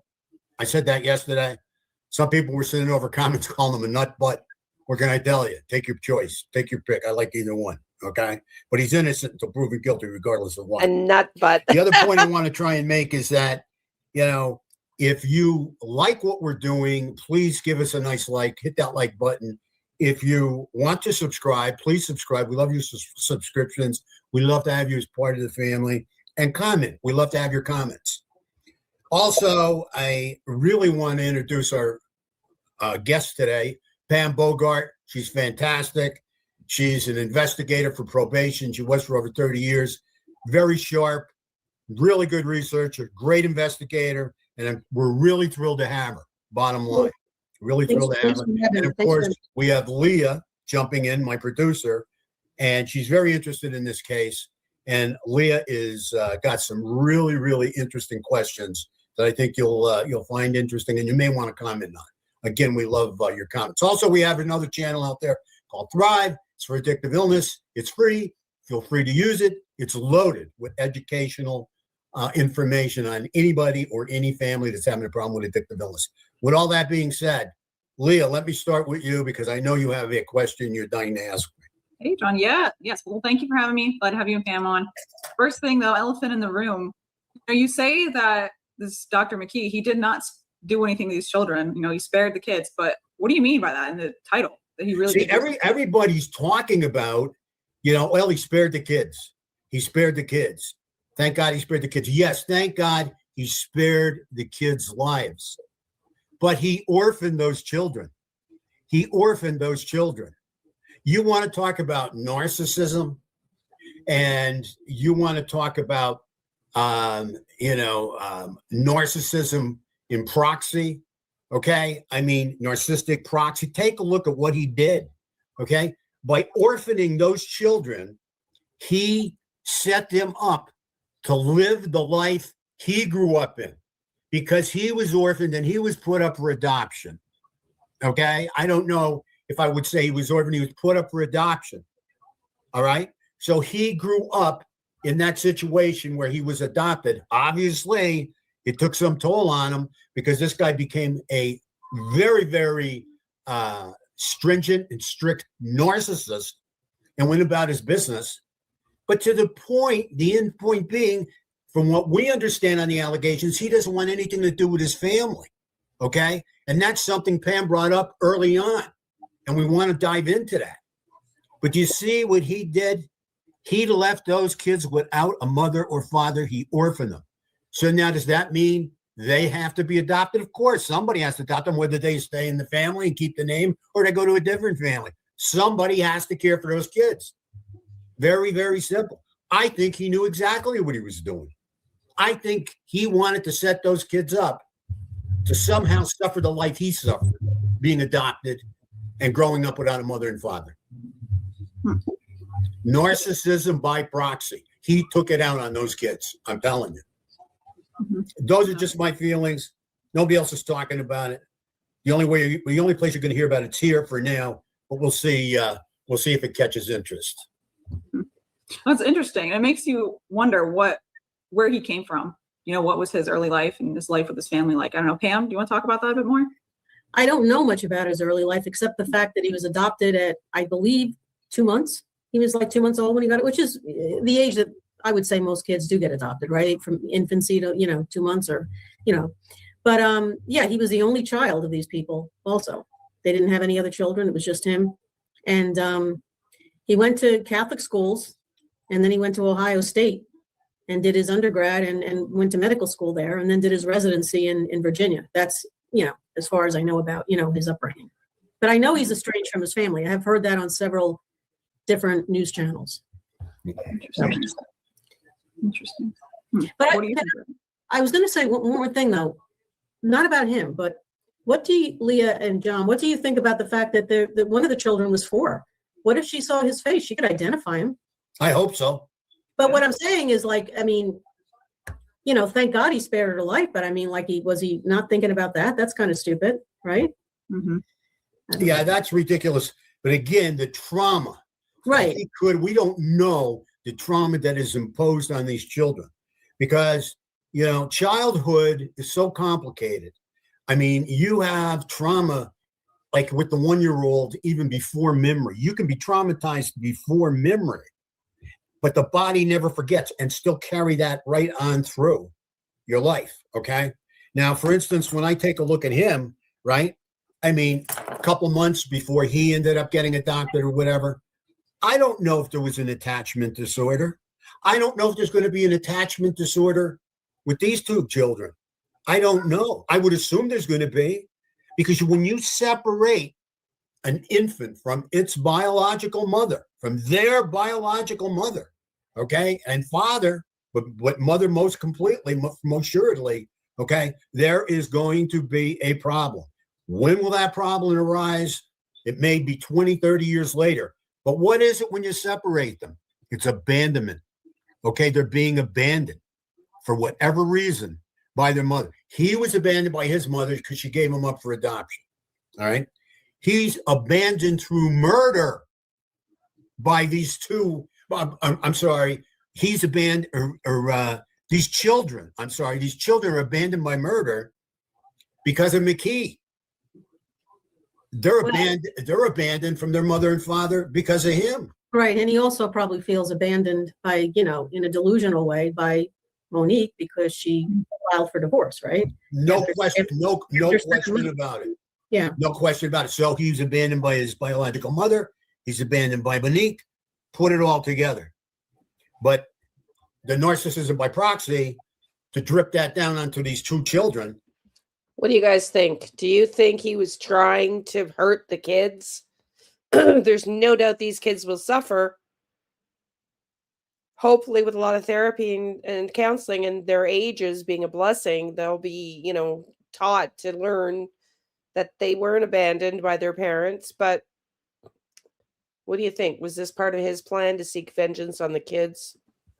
And not kill them, thank God for that, because hopefully they can work through everything they've been through and any childhood trauma they may have suffered from this incident. Bottom line is, we won't know.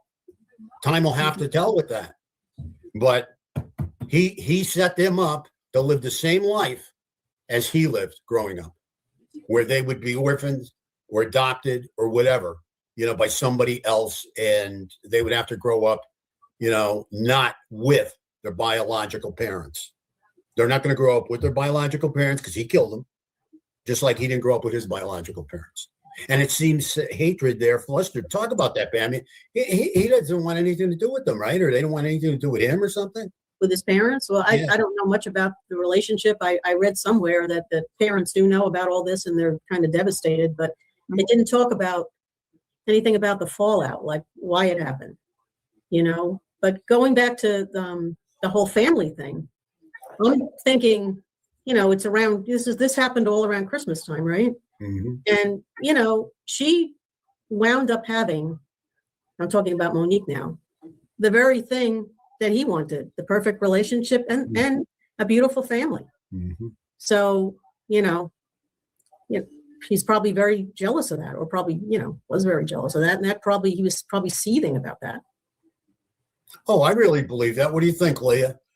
Think he was really, really angry and enraged over seeing them have such a nice relationship? I do. And that makes me want to bring up too, Pam, you had shown us earlier the video, like their wedding video that's posted on YouTube. Mm-hmm. Do you think he saw that too or watched that? Well, Leah, that came out, and when I looked at the date, that was released by her brother-in-law. So in other words, her sister's husband.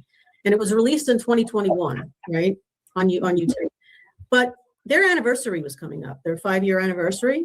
So maybe it could have been released around Christmas time. It could have been put out there on somebody's Facebook page.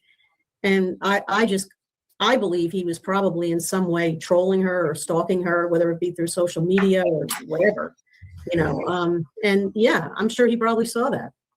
And can you imagine? Go ahead. I'm sorry, Leah. No, you're good. Well, you mentioned stalking. I mean, how did he get in the house too? You wonder. Exactly. That is a mystery. That's a mystery. What are your thoughts about that? Yeah. I don't know. It's really interesting. What do you think, John? I don't know. I don't know if somebody let him in or somehow he's a big guy, but somehow he crawled through a lower back window or whatever. I mean, I don't know. I mean, the Pepes, they were just such Tepes. I'm sorry. They're such beautiful people.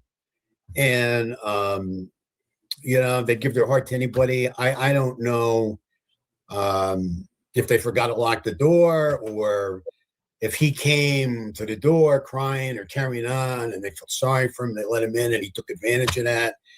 Because this guy here, let me tell you something. I mean, he is, as far as I'm concerned, really no empathy kind of guy. I mean, this guy, as far as I'm concerned, is a serial killer and a psychopath. I don't care if he killed 2 people at the same time, not over a period of time. You kill 2 people, you're serial, as far as I'm concerned.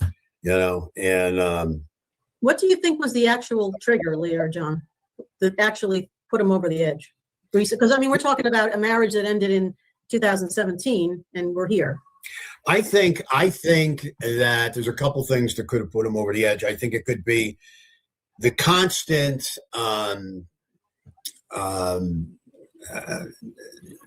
trouble that he has with friends and family. I mean, if you look at this guy, I mean, he's being rejected by just about everybody in his life. I mean, he's been to all these hospitals, he's been to all these different states, and he's just being constantly, rejected. And then you have this insurance suit going on. I don't know how much of a role that plays, that's playing with this. But, rejection is another word for abandonment. Mm-hmm. Rejection is another, term for abandonment. And the more he's rejected, the more he's feeling abandoned. So this may be just building up and building up and building up and building up. And, the blame, I'm sure, is going on to Monique. All right. I just really believe that's where the blame is going. And really to her husband, because if in his mind, maybe if he wasn't in the picture, she would take me back or something. I don't know. I mean, I'm just kind of throwing that out, No, it's an excellent point. Not that she would, but I mean, how people are delusional. They just feel like, how could this person have left me? Mm-hmm. I'm sure I could try to get her back. That's right. How could she leave me? Right. I mean, she loved me. She loved me so much. She bought her own engagement ring. She bought her own wedding ring. I mean, and she should have, I mean, I'm me, and that's a very odd thing. Here, What do you think of that, Pam? Well, I've never heard of such a thing before. Have you? No. I mean, so she loved me so much, and this guy took her away from me. That could be it. Or, that's why I can't get along with anybody. That's why I'm rejected by all these people. That's why all these different hospitals I keep leaving, because I can't get along with them. I can't work in the system with them, and it's because of her, because of them, what they did to me. She left me, and now she's together with this guy, and he's part of the problem too. It's not me, it's not me, it's them, and they're going to get punished for it. For all this injustice, all these years, they're going to pay the ultimate price. I got a question for both of you two. So there's the allegations that there was a death threat at some point made to Monique. Yeah, I heard that too. Pam told me that. Yeah. That he saw, I mean, this is just sort of out there. I don't know how much relevance it has or whether it's, true. Mm-hmm. I heard that this part I know is true, that one of the relatives spoke out, and they didn't speak out while they didn't know who it was, but after he was arrested, one of the relatives reported to the newspaper that they were not surprised. They kind of, were not surprised that it was him at all. That he was, controlling, and he did bother her. Whether it was recent or not, I don't know. But yeah, I think he kind of I don't know what channel I heard it on. I'm not sure, because I'd like to give credit to it, but I heard that, he wanted to he threatened her, he would move next door to her, in order to, keep an eye on her type of thing, or that he would, that he wouldn't let her live her life. He wasn't going to leave her alone. So I kind of think that a lot of these friends, knew that, that they knew that she was having problems off and on with him, kind of reappearing in the picture. And that's what made them all the more nervous when they couldn't get a hold of him right away. Mm-hmm. Just think about it. If you had a friend, right, that, their ex was, kind of inserting themselves in their life and was sort of making threats to them, you'd be concerned, right? If all of a sudden you couldn't find your friend. So yeah, and what do you think his control issues played into that? Oh yeah, I think. Well, along with the narcissism, right, comes control. Absolutely. I mean, there's a reason she left him after 7 months, and I also heard somewhere that she kind of was very reluctant about keeping the engagement going. While she was engaged, she supposedly didn't want to go further with it. So who knows? Mm-hmm. What do you think, Leah? You think she wasn't having a very good time in that relationship? It doesn't sound it. I mean, it ended, like you said, after 7 months. So Call her mother and father, get me out of here, right? yeah. They did. They came to the house and they had to move her while he was away.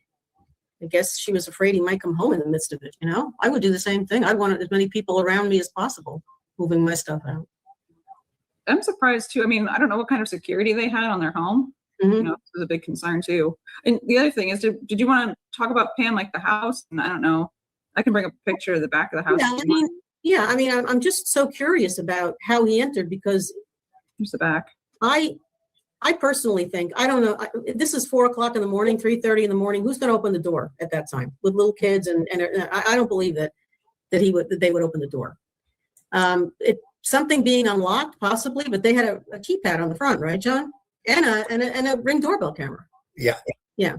What I don't know is if they had an alarm system. Yeah. Because if he entered that house by coming in through a window or even through opening up, let's say they forgot to lock a door. Yeah. Now there's 2 doors, you got the front and the back. Right. Let's say they forgot to lock a door. Well, if you've got an alarm system set up, even if you forgot to lock the door, if you got the alarm system on and somebody just goes and opens the door, that alarm system is going to go off. Yeah, that's so strange. So I don't understand. I don't know if they had that type of an alarm system. Maybe they just had cameras but didn't have an alarm system. And then if you want to go back to that picture for just a second. The back of the house? Yeah. If you look down here over to the left off the back steps going down, you'll see that very small window in the base. Now, that's a big dude. He's a big dude to be crawling through that window. However, lots of times people don't do that. They forget to connect an alarm system to those smaller windows that they may have down, in their basement somewhere. So that's a possibility too. That is the big question. How did he get into the house? How did he get into the house? I did find out before we went on today that they did a news conference. The mayor of Ohio and the chief, that they took several weapons out of his house. And that the national, I'm going to get this wrong, the ballistics, some ballistic, what is it, the national, you'd know, John, I can't think of that. NAVIN, is that? Yeah, that's pretty much it. American ballistics, whatever, that something matched, like maybe the shells that were left behind could have matched one of the guns. It had to be a 9mm. Yeah. Yeah, they could match that right up. Had to be a 9mm. This guy was familiar with guns though since he was a kid. I mean, I did hear that he hunted early on. Yeah. So he was proficient. He knew, he understood how to handle guns. There's no question about it. Yeah. It's and again, I just look at it and I look at the damage. We've got 2 parents murdered. We've got 2 children orphaned, and we've got 2 children that hopefully have a very full life ahead of them. And how are they going to deal with that, with this kind of, shall we say, attachment disorder and grief, if you will, and trauma, that they have to go through their lives with. I mean, it's just, I think he left them live, but he was very cruel because he's no dummy. This guy's no dummy. He's been through it himself. He knows he was punishing these 2 poor kids. I don't care what anybody says. He may have spared their lives, but he set them up for maybe a lifetime of punishment and torture. We'll see how time will tell how they deal with all this trauma. And well, thank God they both have family though. They both have a lot of family, which is well, that's what we're going to see, and that's going to be very, very important. Very important. But as we know, it's very hard, and he could even answer this, Mr. McKee, and he is innocent of proven guilty, but it's really hard to very hard to replace your biological mother and father. True. It's very hard, and family or not.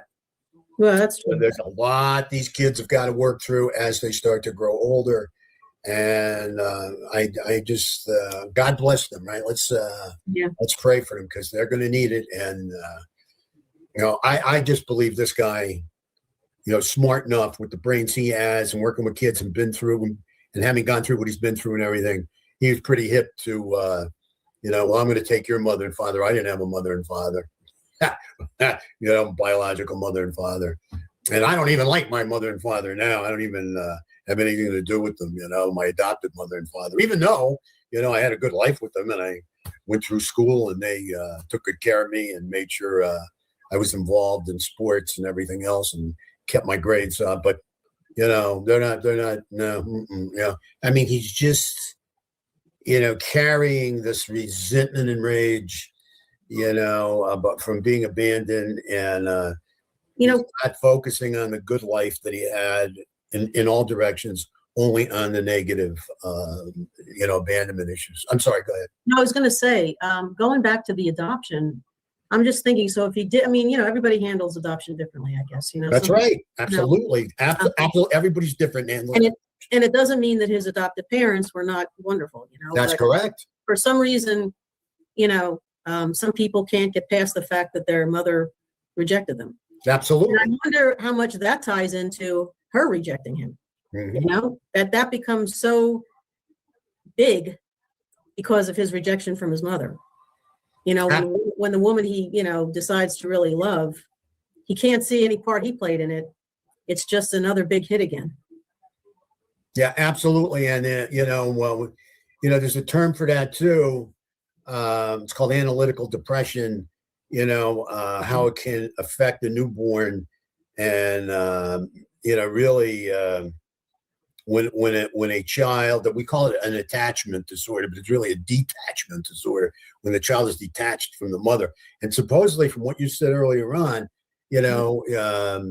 he was detached from his mother for at least a couple of months before he was adopted, correct? Well, that's the information that's going around. Yeah, that's the allegations and hearsay that's out there. But that can be a considerable amount of time for a newborn.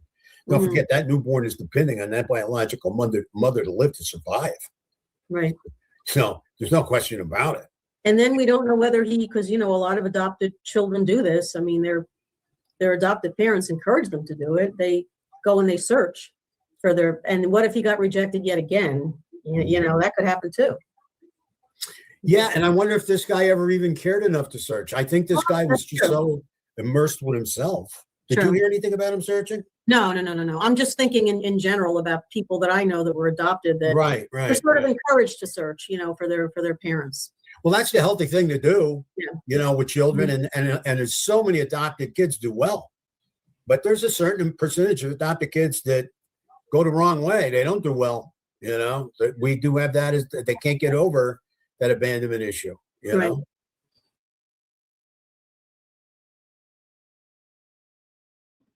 Okay, we're going to switch gears again. Let's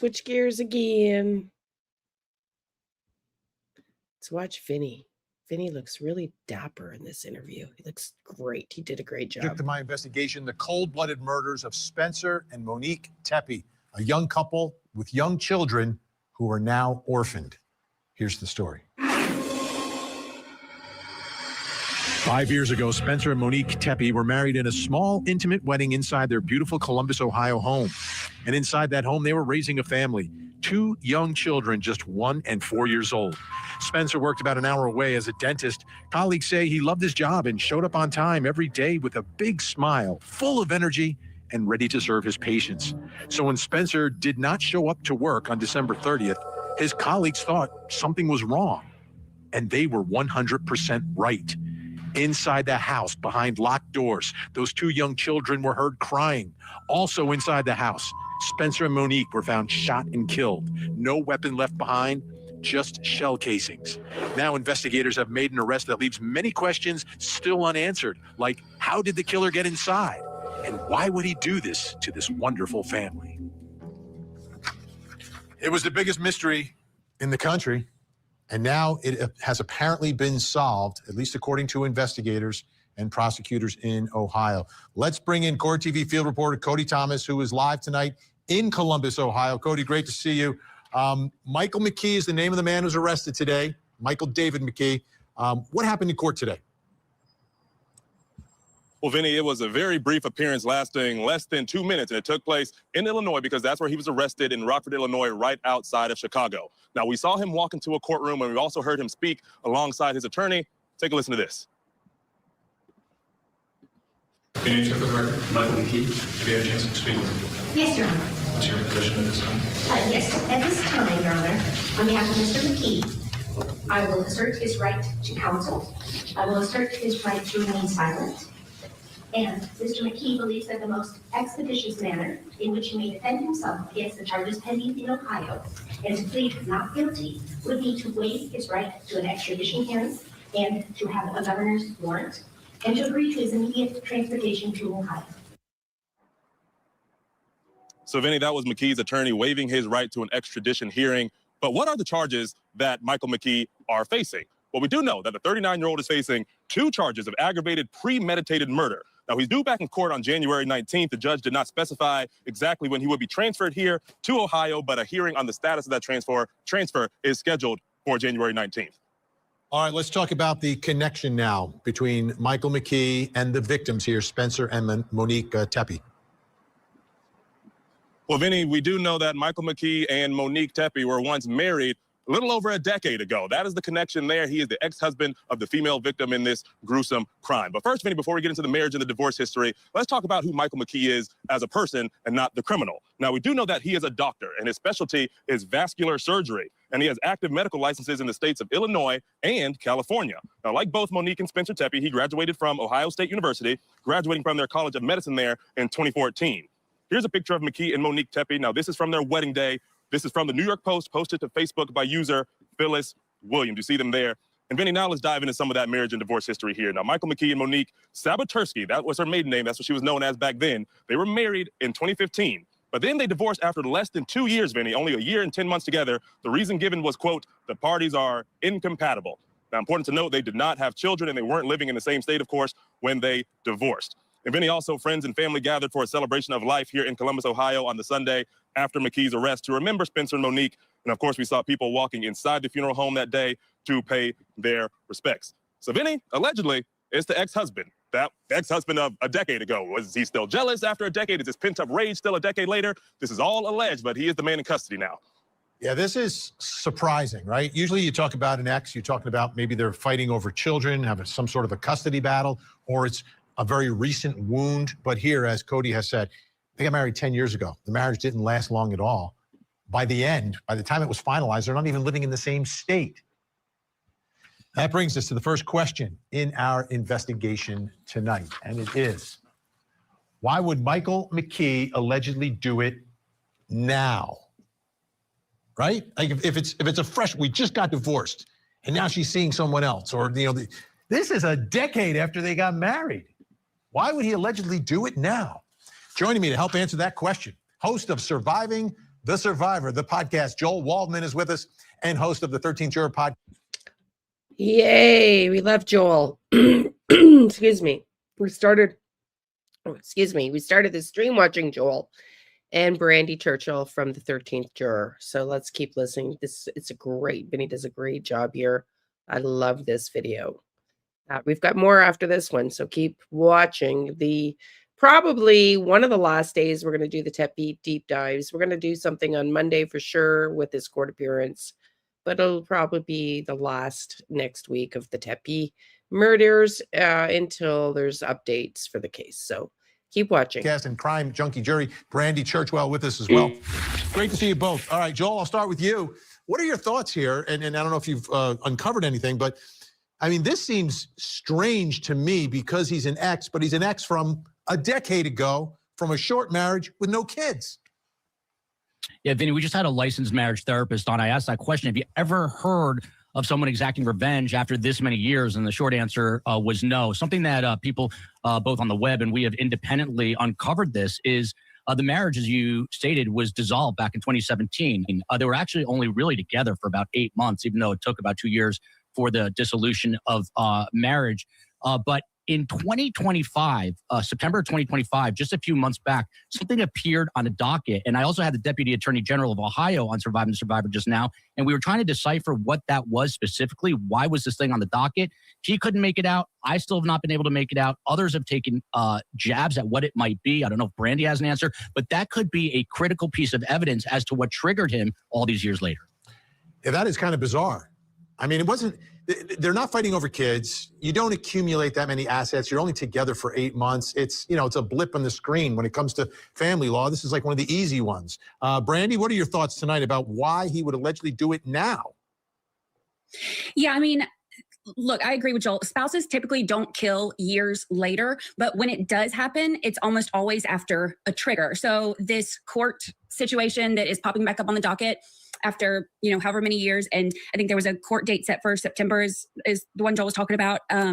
So in this case, because of these potential divorce-related matters coming back onto the court docket with a date set, that could have potentially reopened something that was never emotionally resolved. And we have actually seen this before. There was the case of Amy Harwick, where she had dated Gareth Pursehouse like a decade before. There were, reports of her, she was scared of him, he was stalking her, but they had gone on, in their own lives. But when they ran into each other, like a decade later, that triggered something in him. And then he ended up coming back and killing her. And he was actually convicted a few years ago. So that's the only case that I can think of where something happened this much farther. But in that case as well, it's after many years, but there's something that triggers that emotional spark. Yeah. Well, if, looking back on when they graduated and when the marriage was, there may have been some connection that they had more of a history going all the way back to Ohio State when they were all going to school there. But Joel, the other thing is that this guy's an accomplished surgeon. He's a vascular surgeon. There's not a lot of them in the country. I think there's only a few thousand in the nation that do this type of surgery. That's the other shocking part of this, right? Is that, all right, as a surgeon, can you move on? Can you find someone else? How could this suddenly become the obsession of your life? Yeah, I think it's always hard to put ourselves into other people's shoes. And I think, you always project. I come from a family of all doctors. I am the black sheep, Vinny. And, I look at them as big successes. And most people are going to look at vascular surgeons as very successful people. He happened to have a difficult time. I mean, he graduated from medical school, but according to all reporting, he was not able to pass his board examination. So it's akin to being a lawyer without a bar exam. You're an attorney, but you can't do certain things. You can't practice. Someone said he was dealing in quote unquote varicose veins as a vascular surgeon. So maybe that was part of it. That's something we talked about on the show. Was he so frustrated in his career as a medical doctor that it seeped over into his deep personal rage? And that was a trigger as well. But also, we know this, not to say this to anybody in my family or yours, Vinny, doctors come with some big egos, especially surgeons. And maybe he felt, if I can't have this woman, nobody will. Yeah. And Brandy, the other part of it is the contrast. Monique's life was seemingly amazing and amazingly happy. Mm-hmm. 2 young children, a husband who was full of personality, loved at work, very successful. And they're building this amazing life, which may be a stark contrast to what was going on with the accused here. Yeah, and if he has any kind of sense of blaming her for any of his shortcomings or any of his issues or any of the problems that he's facing, and she's gone on to live this happy life, that can also be very triggering for people. So that could also be another potential explanation for everything. I think that in this case, because we have so little information, it's causing us to just hold on to every little detail we can get and kind of speculate, but I can't help but wonder if that could be part of it. Yeah, it's a piece of the big picture here. And I think what you were talking about, if there was some sort of a court date in September, what on earth was that all about? Okay, Joel and Brandy are going to stick with us. Coming up next, how did Michael McKee allegedly get in the house? How did this happen? This was such a rare thing, and 2 people that, not a single person could say a bad word about them. Did an affair lead to double murder? The Commonwealth's Attorney's Office has secured an indictment against Brendan Banfield for the murder of his wife, Christine, and the murder of Mr. Ryan. Prosecutors allege the defendant planned to run away with the family's au pair. So that is one of the cases I want to follow. I'm going to ask you guys on the next live which one you want to follow after Tepe. And we're going to go to missing kids. But the au pair case is also streaming on trial. I wouldn't mind covering that along with a couple of others. I'll put it out for a vote next week where we'll recap They're probably going to be a week, 2 weeks in trial. We'll recap the evidence first and then watch the recaps of the live trials. There's 3 live trials right now going on that are of interest to me. If there's anything else you want to cover next week, let me know. Killed his wife and another man. I'm gonna kill her. I'm gonna kill her. It's a case of sex, lies, and deadly deception. The Affair murder trial. Live coverage this week following jury selection on Court TV. It was a place where we would all gather together for holidays, birthdays, just a random weekend. You know, they were always having people over. They were just the center of a huge community of friends and family that they were the glue. They were the center of their community, right? Their friends and family. And the house was also. It was the gathering place. It's where they got married. It's where they were raising their children. It's where they would invite friends and family. And ultimately, it was where they were murdered. Let's bring back in Court TV field reporter Cody Thomas, who's in Columbus, Ohio. Cody, you were at the house today. What did you see? Yeah, Vinny, you know, we always love taking our viewers to the scene to give them a better feel for the landscape. Now, as far as what I saw here in the Wineland Park neighborhood, I saw 2 obvious cameras across the street and ample places where Michael McKee could have parked his car, allegedly, if he committed these murders. Take a look at this. So we're headed down the sidewalk now here in this up-and-coming neighborhood of Wineland Park in Columbus, Ohio. If you look across the street over there, that second home from the left, that is the home of Spencer and Monique Tepe. That is where the crimes occurred. Michael McKee, the alleged... Remember yesterday we covered the possibility, who knows, whether or not he could have stayed at a local Airbnb and it was just kitty corner. Watch this because it's really interesting how he talks about could somebody have zoomed in and looked at the code at the door. And just yesterday, if you missed it, go back and watch it. Truth and Transparency covered the fact that there's an Airbnb just down the road, just a couple of houses down across the kitty corner across the road. Wild. Murderer, the alleged double murderer in these crimes. That's the ex-husband of Monique Tepe. Now, what we do know is that according to investigators and according to court documents, Michael McKee was caught by his car. They tracked his car back to Illinois, where he is a licensed surgeon. They had footage of his car. Now, how could police get footage of his car? Well, if we stop here and look up, right here in front of me, on this pole, right across from the house, not only do we see the big police camera at the top with 3 different cameras on it, right below it, we see the black flock camera. We know those companies, well, police and flock coincide with each other to solve cases like this one. So probably one of these cameras right here is what caught his car arriving before the murders, the window of time that the police say the murders occurred, and then leaving shortly afterwards. Now, we continue across this street. We'll let this car turn real quick. Right here in front of me. Now, if we continue across the street, you know, the big question that's left is, how did Michael McKee get inside this home? Because the home had no signs of forced entry at all. And in fact, Tepe's children, only aged 4 and 1 years old, were still left unharmed inside when the parents were murdered. But how could he get inside there? And also, where could he have parked? Well, of course, we can see he could have parked in any number of areas out here, on this side of the road, on that side of the road. But an option as to how he could have gotten in the home, we know it has a keypad. Maybe he had something that could zoom in on the keypad across the street. It had to have a serious zoom, and maybe he was stalking, spying on Monique in a fit of jealousy, zoomed in with something that maybe had night vision on it, where he could see what the code was that she typed in on the keypad. There was also a keypad on the back door of the house when we walked by in the alleyway earlier. But any number of places out here is where Michael McKee could have parked. In front of the house, behind the house, on this side street over here, where he could have parked. Any number of places. But again, we do know police tracked his car back to Illinois, back to Rockford, Illinois, where he is a licensed vascular surgeon. Michael McKee now in custody for the double murders of Spencer and Monique Tepe. And Benny, that just remains the biggest question here, right? How could he have gotten inside that house, a house that showed no signs of forced entry that night? Absolutely. And we've been saying that from the beginning. It had to be someone that had the code, knew the code, or the door was left open, right? That's what we've been saying. But now we know who the suspect is, and that makes our question much more specific. And the next question we have is, how did Michael McKee allegedly get in the house? Now that we know who we're talking about, how would he allegedly get into the house? Still with me, our podcast host, Joel Waldman and Brandy Churchwell. Brandy, what are your thoughts here on how he could have gotten into that home without any forced entry? I mean, the fact that he drove all the way there already tells you that this wasn't impulsive. He went there knowing he was going to get inside. That makes me think he possibly had the code. Now, I know that some of us, I know before I got into true crime, I used the same code for literally everything.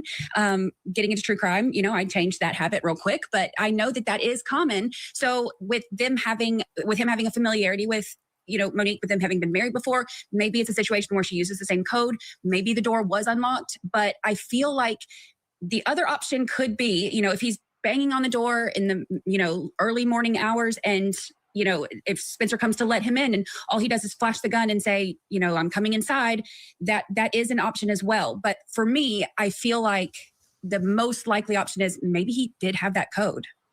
All right, Joel, what are your thoughts here? We've been saying this from the beginning, not knowing who it was. Now we have someone who's been implicated here. So how do you believe Michael McKee, the ex-husband from a decade beforehand, could have gotten into that home? I mean, the real short answer without speculation is we just simply don't know because Columbus police haven't really revealed that piece of information, but they say it happened without breaking into the house. I spoke to a friend who's an investigative journalist, a very good one, and he actually tried using a magnet. Now, I haven't seen this done. Listen to this. He tried using a magnet. Somebody else covered this. I think we really briefly touched on it. I can't remember. But he tried using a magnet, and I think he was able to get in and break the code. It's not the best the best or the greatest home security systems, if that's the case. I just heard it, orally, so I don't know how you do it physically, but apparently with a magnet, these locks are fairly easy to break into. So that's a new possibility. The other one is what Brandy alluded to, which is maybe he brandished a gun at the door and kind of forced his way in. Now, obviously, we just saw your reporter in the excellent reportage from out in front of the scene, and that's a busy street, right? So you wouldn't think that Michael McKee would want to flash a gun for too long with police driving by and other people driving by.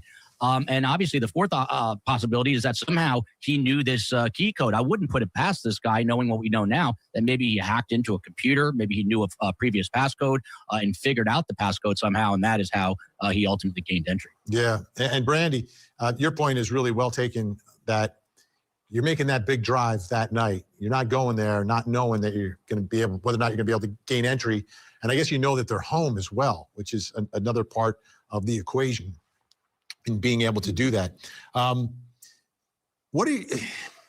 was thinking, and Cody kind of showed us, if someone is stalking someone and you're trying to steal a code, that would show a lot more premeditation to all of this, even more than is alleged by who the suspect is in all this. That's a possibility. But whatever it is, it took knowing how to do it, like the confidence to show up, I'm getting in and I'm doing it on this night. Yeah, I think, something that's really interesting to me too, it really makes me want to see his Google search history. And maybe that's the trial watcher in me, but it makes me wonder, is this something that he Googled? Is this something that he looked into? Like Joel was saying, if you can use a magnet to open these things, or whatever it is, if there's ways to get into the home, it makes me, the investigator in me wants to see his Google search history to see, are these things that he looked into? Yeah, and Joel, as this case will go to trial, and I think that's going to be a big issue for prosecutors here, right? The defense is not going to wave the flag. They're going to put up a fight, and I think one of their issues will be, well, how did he get in there? And I think that's something that prosecutors will want to be able to figure out and explain to the jury. Yeah, I think you're 100% right. Obviously, you don't need motive for a criminal trial, and I'm going to defer to you, Vinny, being the one-time prosecutor. But yeah, for sure, they're going to make the case that he did get in, and he did it using X, Y, and Z mechanisms to do so. And the criminal defense clearly is going to try to muddy the waters and say, hey. Yes, we keep hearing that they don't need to have motive. They don't need to present motive, but we also keep hearing that the jury wants to hear motive. So what do you think the prosecutors are going to present as their motive? Do you think they even know yet? I bet you they don't even know yet, but they're probably leaning towards what? Revenge, jealousy, blaming them for everything that went wrong in his life. That's what we heard the other experts talk about. The other expert talk about. What do you think? What do you think the prosecutors are going to lean in on as to motive? this guy maybe never got in if they make the case that he wasn't on scene at all, which is doubtful when all the forensics come back from this case. But just to put a little cherry on top, we Google mapped it, and it is like a 6 hour and 48 minute drive, 6 hour and 48 minutes from Rockford, Illinois to Columbus, Ohio. And it does raise a great point. Are you going to drive that whole distance not knowing the code to get into the house, only to have to turn back around? I'm curious if he'd ever did a dry run and maybe found the code during a dry run, but still a lot of questions that need to be answered. Yeah, you're talking 13 hours of driving, right? Then plus the time that you're going to spend there. There's still a lot of questions in this case, but we have a suspect tonight in custody. Joel Waldman, Surviving the Survivor, Brandy Churchwell, 13th Juror Podcast, Crime Junkie Jury on YouTube. Thank you both so much. Still to come, how important will the surveillance video be in this case?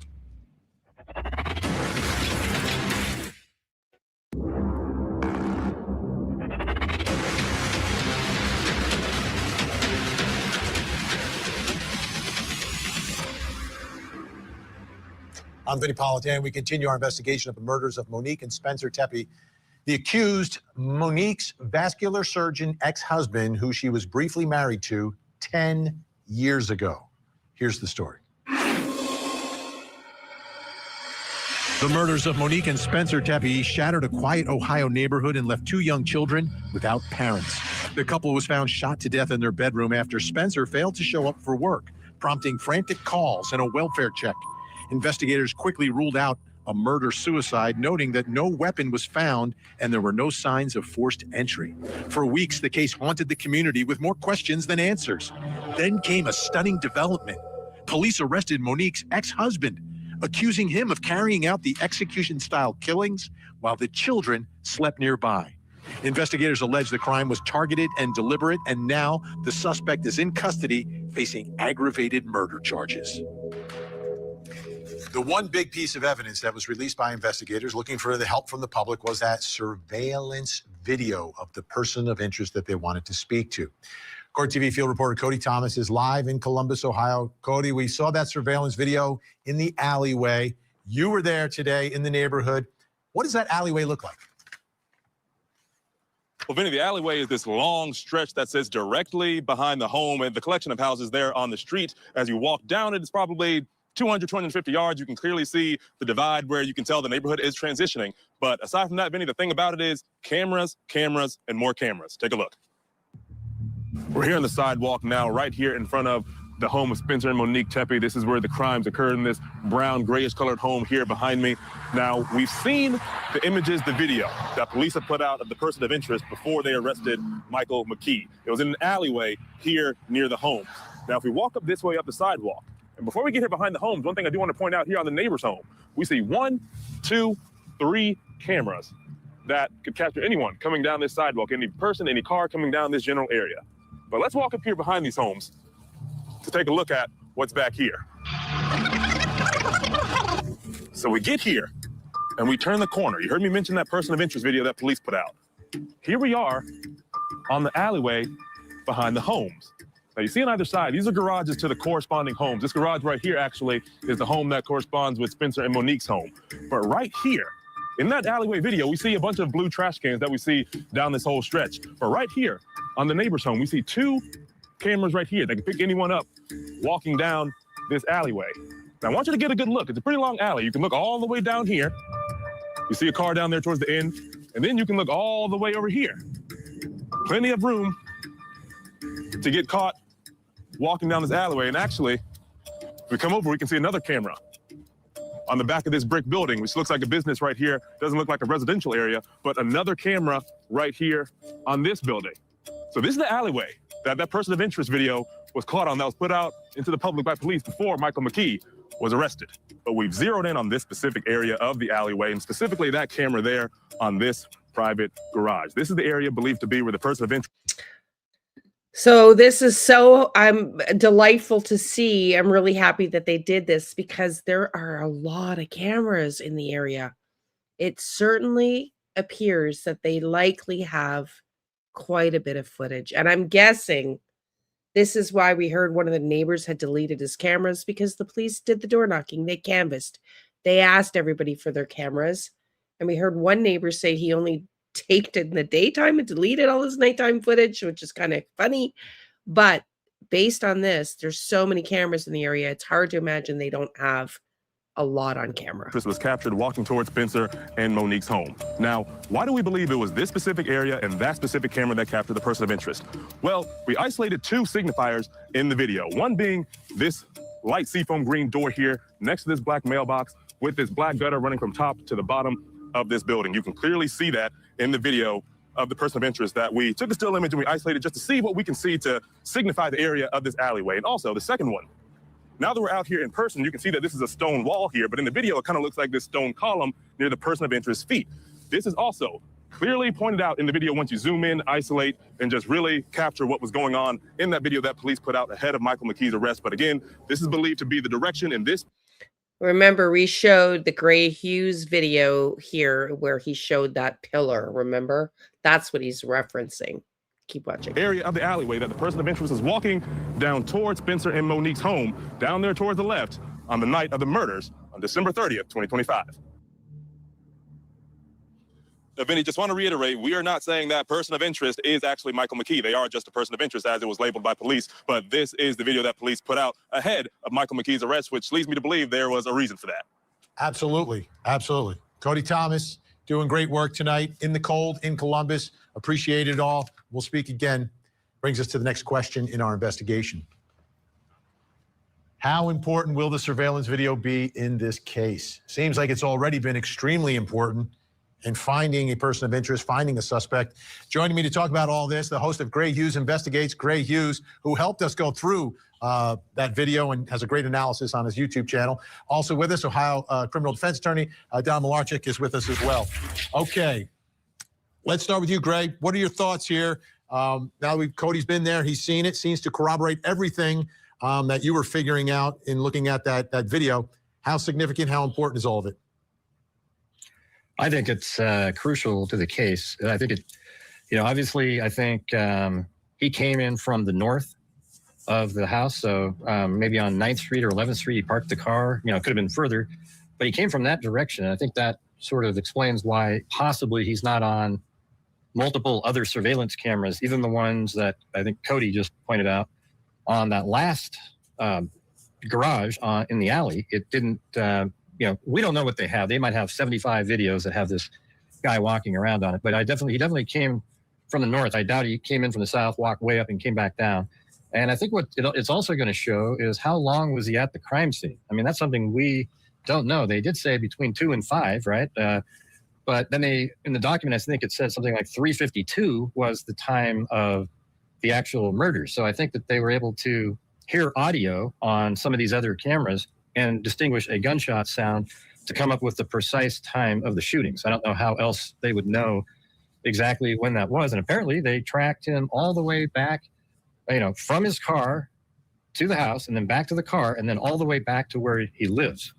And in the documents, it mentioned something regarding that, like they were able to, it said, detectives located the vehicle in Rockford, Illinois, and found evidence of McKee in possession of the vehicle prior to and after the homicide. So they were able to track it all the way back there. And then maybe they found something like a toll booth tickets or something in his car that let him know that he'd crossed and went back and forth.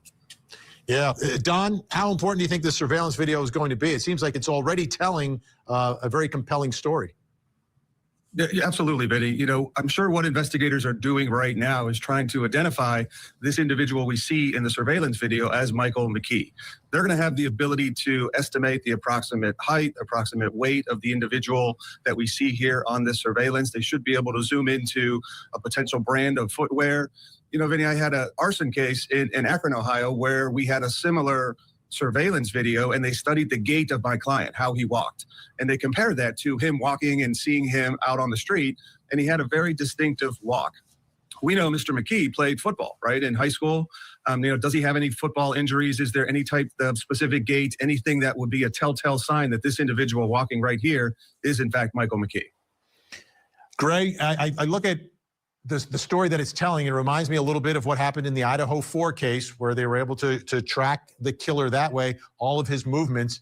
It's going to be, I think, interesting to see what other cameras picked him up, Are there gaps in the cameras at all where he's going from one to the next and there's a point of time where he is not seen? And does it show him getting into the car? Does it show that car pulling away? Does it give a time frame that fits their timeline of when this murder took place? Yeah, I'm a little disappointed with the summary of the probable cause. It's like 2 paragraphs. I'm sure the actual probable cause is a long, detailed document that really lays out all the different times he's seen on camera. And, it's really interesting how they said 2 to 5, but you remember in the Delphi case, they said, oh, the car parked between 12 and 5. And we know it wasn't even close to that time when Richard Allen's vehicle parked over there at the abandoned CPS building. So they just kind of give you these wide ranges, but we know in the document, it said that at the time of death was like 3:52, or that's the time that the murders took place. So I really want to see and get the details of when they know that he parked the car, how long it took for him to get back to the car, and then what type of information do they have that sort of captured him on the entire trip back, et cetera. And one thing, I actually think that they might have been aware that there was an issue with this ex-husband. I don't know, did you guys remember in the 911 call, the owner of the actual dental office, he said that he was more concerned that the wife didn't answer, Monique. And why would you say that? Unless there was something that Spencer told him at work saying, hey, this guy, he's kind of bothering my wife. And that's why he was very concerned when the wife didn't answer. So I'm just wondering if there was some information that was told to the owner. Right. And then one thing that has cropped up, we were talking about it, Don, is that there seemed to be something on the family law docket from September from a 10-year-old divorce case, which to me is completely bizarre. It's really weird. I mean, it's so out of character. As we've talked about, these 2 individuals were married for a very short period of time. The divorce was, seemingly non-consequential. They didn't have kids. They resolved the whole divorce case within a month. So the fact that something got filed in September and here she is dead in December is incredibly telling. What was filed? What was the hearing? What did that trigger? And looking into that is going to be a really key piece to tie this guy, McKee, into this homicide. All right, Don Malarsa, great user, sticking around. Coming up next, what other evidence will investigators be looking for? You don't know how to tell a 4-year-old that they're never going to see their mom and your daddy again. It's how do you? And how does the 4-year-old understand? Tragic murder of Keith Canero and his entire family. This one is the most brutal case that I've seen in my experience here. The Mansion Murders Trial. Live coverage weekday mornings. That is the other case I'm debating covering. If you have one or the 2 that you prefer, let me know in the chat below. Let's keep listening. 8/7 Central on Court TV. We'll get you ready for the Au Pair Affair murder trial, plus the latest on the mysterious killing of an Ohio dentist and his wife in their home. Opening statements with Julie Grant. Mornings at 8/7 Central on Court TV. Or now. We're still in shock that just going through all of the, all of the types of grief all at once. That is the brother-in-law of Spencer Tepe, who's been the family spokesperson and has really painted a very clear picture of this loving home, this loving couple, and this wonderful family, and the children now who have been orphaned. And the suspect is the ex-husband. This, again, let's take a look at the video. This was the key piece of evidence that was released by investigators showing the person of interest. And as we've been saying the entire hour, surveillance video, surveillance video, surveillance video. Here's from the affidavit that Gray was talking about. During the subsequent investigation, detectives were able to identify a suspect through neighborhood video surveillance. The suspect was tracked to a vehicle which arrived just prior to the homicides and left shortly after the homicides. Detectives were able to identify this vehicle further and link it to Michael McKee. Detectives located the vehicle in Rockford, Illinois, and found evidence of McKee in possession of the vehicle prior to and after the homicides, right? You want to prove that he had the car beforehand, he had it afterwards, therefore, you can deduce that he had it during the time that the crime was committed. So they've got all the surveillance video. But what else? That brings us to the next question in our investigation, which is, What other evidence will investigators be looking for? Now they've got their suspect, time to execute some warrants. Still with us, Gray Hughes and Don Malarczyk. Don, they're getting warrants. What do you think they're going to get the warrants for? Where are they going to look? What are they hoping to find? Well, the gold standard of evidence, obviously, is DNA. So they're looking for two things. Number one, at the crime scene, did Michael McKee deposit any piece of himself there?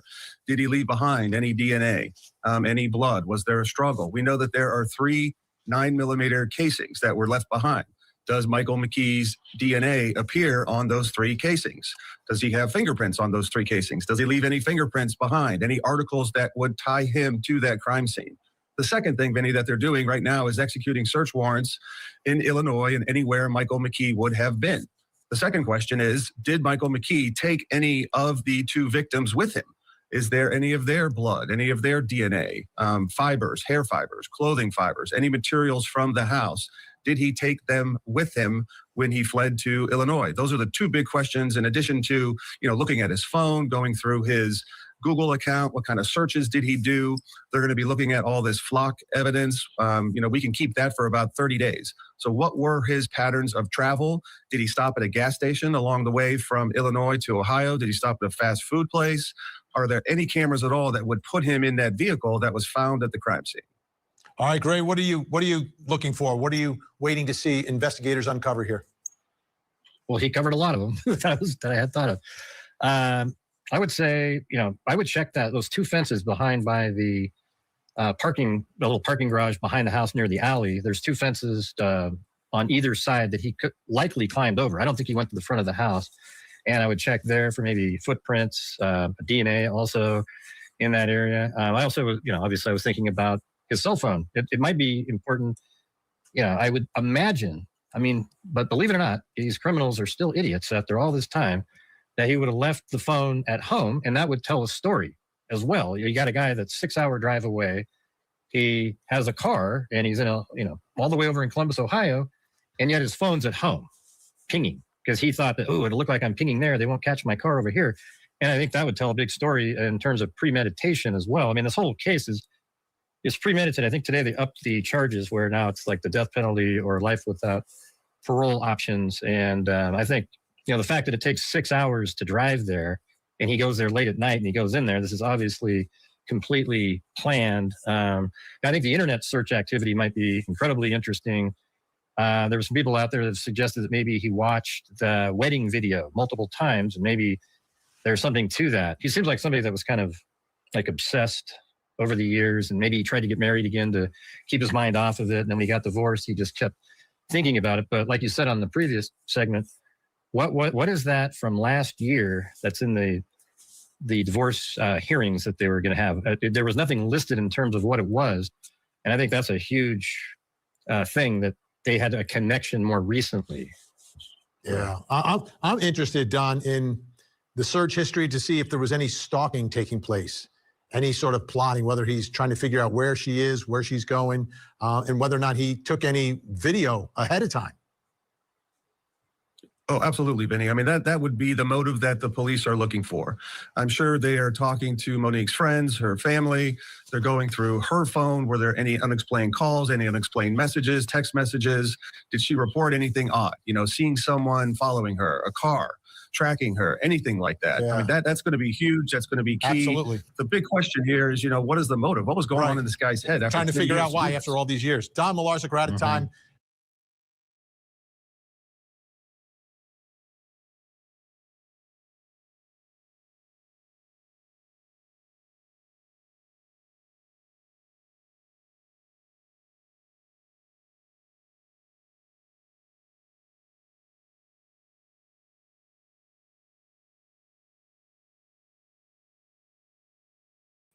Answering some of those questions right off the bat and being very specific made me think they have so much information related to an intersection between these two at some point before the murder. Maybe that was that proximal event I always talk about that happened that ignited this action that he took.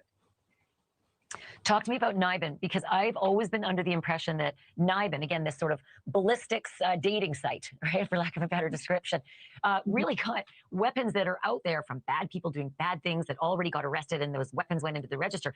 This guy, Dr. Michael McKee, is clean as a whistle. He doesn't have a scratch on his record. You know, when you think of using NIBIN, that's typically in gang investigations and violent crime investigations where you don't have any clue who somebody committed it, but you have these casings that could connect to another crime. That's what we think of using NIBIN for. But the fact that there is an intersection here tells me that perhaps he bought this weapon at a pawn shop. Perhaps he bought it from a friend of a friend who somehow was connected to some time where that weapon was used, and NIBIN considered it important. For folks who watch the show on a regular basis, I think they're going to know the answer to this question. But for folks who are kind of getting into the truth, I mean, I think the police did a great job in this case, but I also think that there was a lot of mistakes made and on his part. And the fact that he may have bought this gun that was already registered in the NIBIN database, used for illegal guns and guns that are registered having been used in other crimes, gangs and whatnot.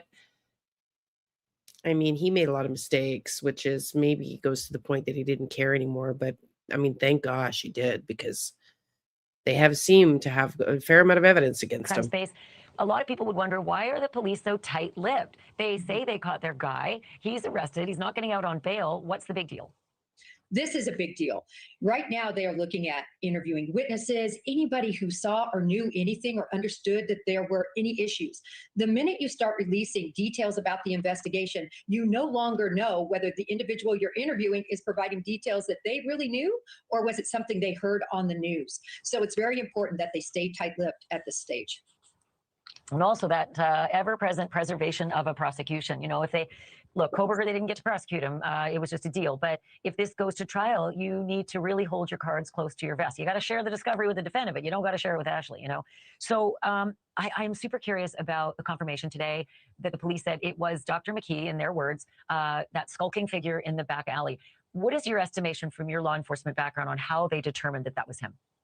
Well, first of all, always, he has had this extremely unique gait. When I say always, I mean in all this film we've seen of him, from the beginning of time, he had that left foot that curved in, kind of pigeon-toed, has a very long gait, and you could tell he was a big man, not a small man. In addition, look at his clothing. It is unique to him, and I believe it was likely the clothing and maybe even that shoe tread that you touched on a few segments ago that led them to know this is him. So at the end, I'm just going to tell the viewers, watch the very end, what he does with his face. And he looks away, takes his hand up, covers his face, pulls the hoodie down. I mean, that's a big telltale too. Look, in cold weather, I do that too. I grew up in Winnipeg. But if you are leaving a murder scene and you know there are cameras, this is kind of the behavior you might actually emit. Exactly, Ashley. From the beginning, when this person of interest, was identified by law enforcement, to me, this person was so important. He was right near the crime scene at the time of the crime, and the way he acted like he was trying to hide and was guilty of something. So definitely a person of interest, a suspect. Thank you.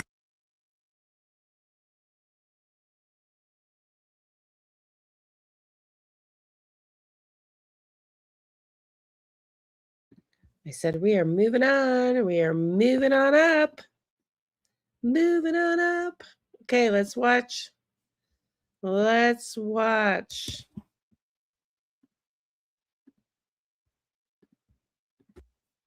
The case against vascular surgeon Michael McKee in the murders of Monique and Spencer Tepe. We found out so much more yesterday in the press conference. So yesterday, the Columbus Division of Police held a formal news conference outlining for the first time the core evidence that led investigators to arrest Michael McKee in the murders of Spencer and Monique Tepe. What we heard yesterday was not theory, not rumor, and not internet speculation. It was evidence-based policing, methodical investigative work, and a case that appears to have been built deliberately and carefully over time. We're going to discuss today and break down what the police said, how each category of evidence fits together, and why this case moved from investigation to arrest when it did. And we talk about the ballistic evidence, the physical evidence, the link. According to Columbus Police, ballistic evidence played a central role in tying Michael McKee to the crime scene, and investigators confirmed that. Spent shell casings recovered from the Tepe residence were forensically examined Those casings were later matched to a firearm connected to McKee, either through ownership, possession, or exclusive access. Ballistics are powerful because they don't rely on memory, emotion, or interpretation. They rely on tool mark analysis, microscopic markings left by a specific firearm that act like a fingerprint. Police emphasize that this match, and I'll show you some of the tool marks in an example. This is a firing pin impression on a spent shell, not the spent shell, that is unique to the firearm that it was fired from. In addition, these are extraction marks also that is unique to the firearm. So when they recovered the spent shells, and it was reported 3 spent shells, spent casings were recovered inside the Tepe's home, it was tied to the firearm owned by Michael McKee. And you could see this diagram, firearm generated markings on cartridge cases. So it's like a fingerprint. It's almost, if you will, a gun's fingerprint or a gun's DNA. So very, very, very powerful evidence. As you said, we said before, it doesn't rely on interpretation. It doesn't rely upon testimony. It relies upon the science of ballistic tool marks. So police emphasized that this match was not circumstantial. It was scientific and reproducible, a critical threshold for prosecutors. And then we hear about the search warrants, what investigators recovered. The news conference confirmed multiple search warrants were executed during the investigation. Through those searches, police recovered firearm-related evidence consistent with the ammunition used in the murders, items linking McKee to planning, preparation, or post-crime behavior, materials that corroborated timelines already developed by detectives. Importantly, police stated these warrants were progressive, meaning each search was supported by evidence recovered from earlier steps, a sign of tightly controlled investigation designed to survive court scrutiny. So all of this amazing police work by the Columbus, Ohio Homicide Unit. A quick reminder, folks, if you're looking for real crime insight, not YouTube theories, this channel is different. I'm a retired NYPD sergeant, and on Police Off the Cuff, we analyze cases the way cops and prosecutors do, what matters, what doesn't, and what the internet gets wrong. It's that perspective you want. Subscribe now, because this isn't entertainment, it's experience. And I would like to remind everyone, this show is sponsored by FanDuel on the Believe Network. So during the investigation, because we were all sort of chomping at the bit, wanting to know where the Columbus, Ohio police were in this investigation, specifically their elite homicide unit. And this is, I'm going to play some of yesterday's press conference. It's actually 14 or 15 minutes long, so I'm not going to play the whole thing. But we can really appreciate the outstanding job that these police for Columbus, Ohio did during this investigation. Block of North 4th Street. Information network. So if that gun was fired anywhere in this country and they have ballistic evidence of it, it would go into NIBIN and it would match the evidence at this scene. So there's also a local one called IBIS, Integrated Ballistics Identification System. And it all deals with a technology called Brass Catcher, which can take the spent shells and identify the firearm that's in the database through the spent, let's say, cartridges. I always say shells, the markings on these. So unbelievable evidence. And I was hoping that when they did take down Michael McKee, when they did execute a search warrant on his property, that they would recover the firearm. And not only did they recover it, but they made a match with the ballistics on the crime scene. Say that our detectives work around the clock to be able to solve this case. But it's equally important to know that while this is gaining national attention, we work around the clock to solve all of our homicide cases. I'd like to bring the mayor up now to say a few words. Thank you, Chief, and thank you all for joining us this morning. I want to thank Chief Bryant, the women and men of the homicide division who have done an incredible job on this case and so many other cases, 100 cases solved in 2025 because of their tireless work and professionalism and tips and information from the community that help. You know, I just want to also mention that the Columbus, Ohio Homicide Unit, the police department, everyone should take a bow right now because they did an unbelievable job with this case. And they did it textbook. And one of the things they did, which even though I'm a podcaster and I love information coming out, they did a they great were close job. to the vest. They were very measured in what they released, and they were very measured in what they didn't release. And in the long run, I believe that really helps the case a great deal because the evidence that they needed and the evidence that they used to bring a case against Michael McKee, he wasn't prepared for it because he's a doctor, right? He's a medical doctor. And sometimes doctors think they're a lot smarter than everybody else. But when you're dealing on the home court of professional homicide investigators, believe me, Doc, you're not going to beat them at their game. Let's go back to the mayor. A little more information here. We will not do or say anything that will compromise the likelihood of a conviction. One thing we can still offer this family is the best possible chance at a conviction and justice for this unspeakable crime. We could also continue to lift up this family in our thoughts and prayers. I will continue to lift up every one of the 84 families that lost a loved one due to violence in 2025. And I know the chief and the division of police will too, in their thoughts and their actions. I know this case has taken on national interest, but I want to tell each of these families, these 84 families, CPD pursues every case with the same intensity, commitment. And all right, it's getting a little political here. You know, we all know that the resources that this case got was tremendous because it was a national case. It was a national story. Let me go back to the chief. I don't want to hear so much more politics from the mayor. Linked to that specific location as it relates to the ex-husband and Monique Tepe. Do you believe he's the person in the video that you shared, the person of interest? We do. Okay, we're going to stop here because we've watched this interview multiple times and we've been streaming for 3 hours and 10 minutes. It's been a long stream again today.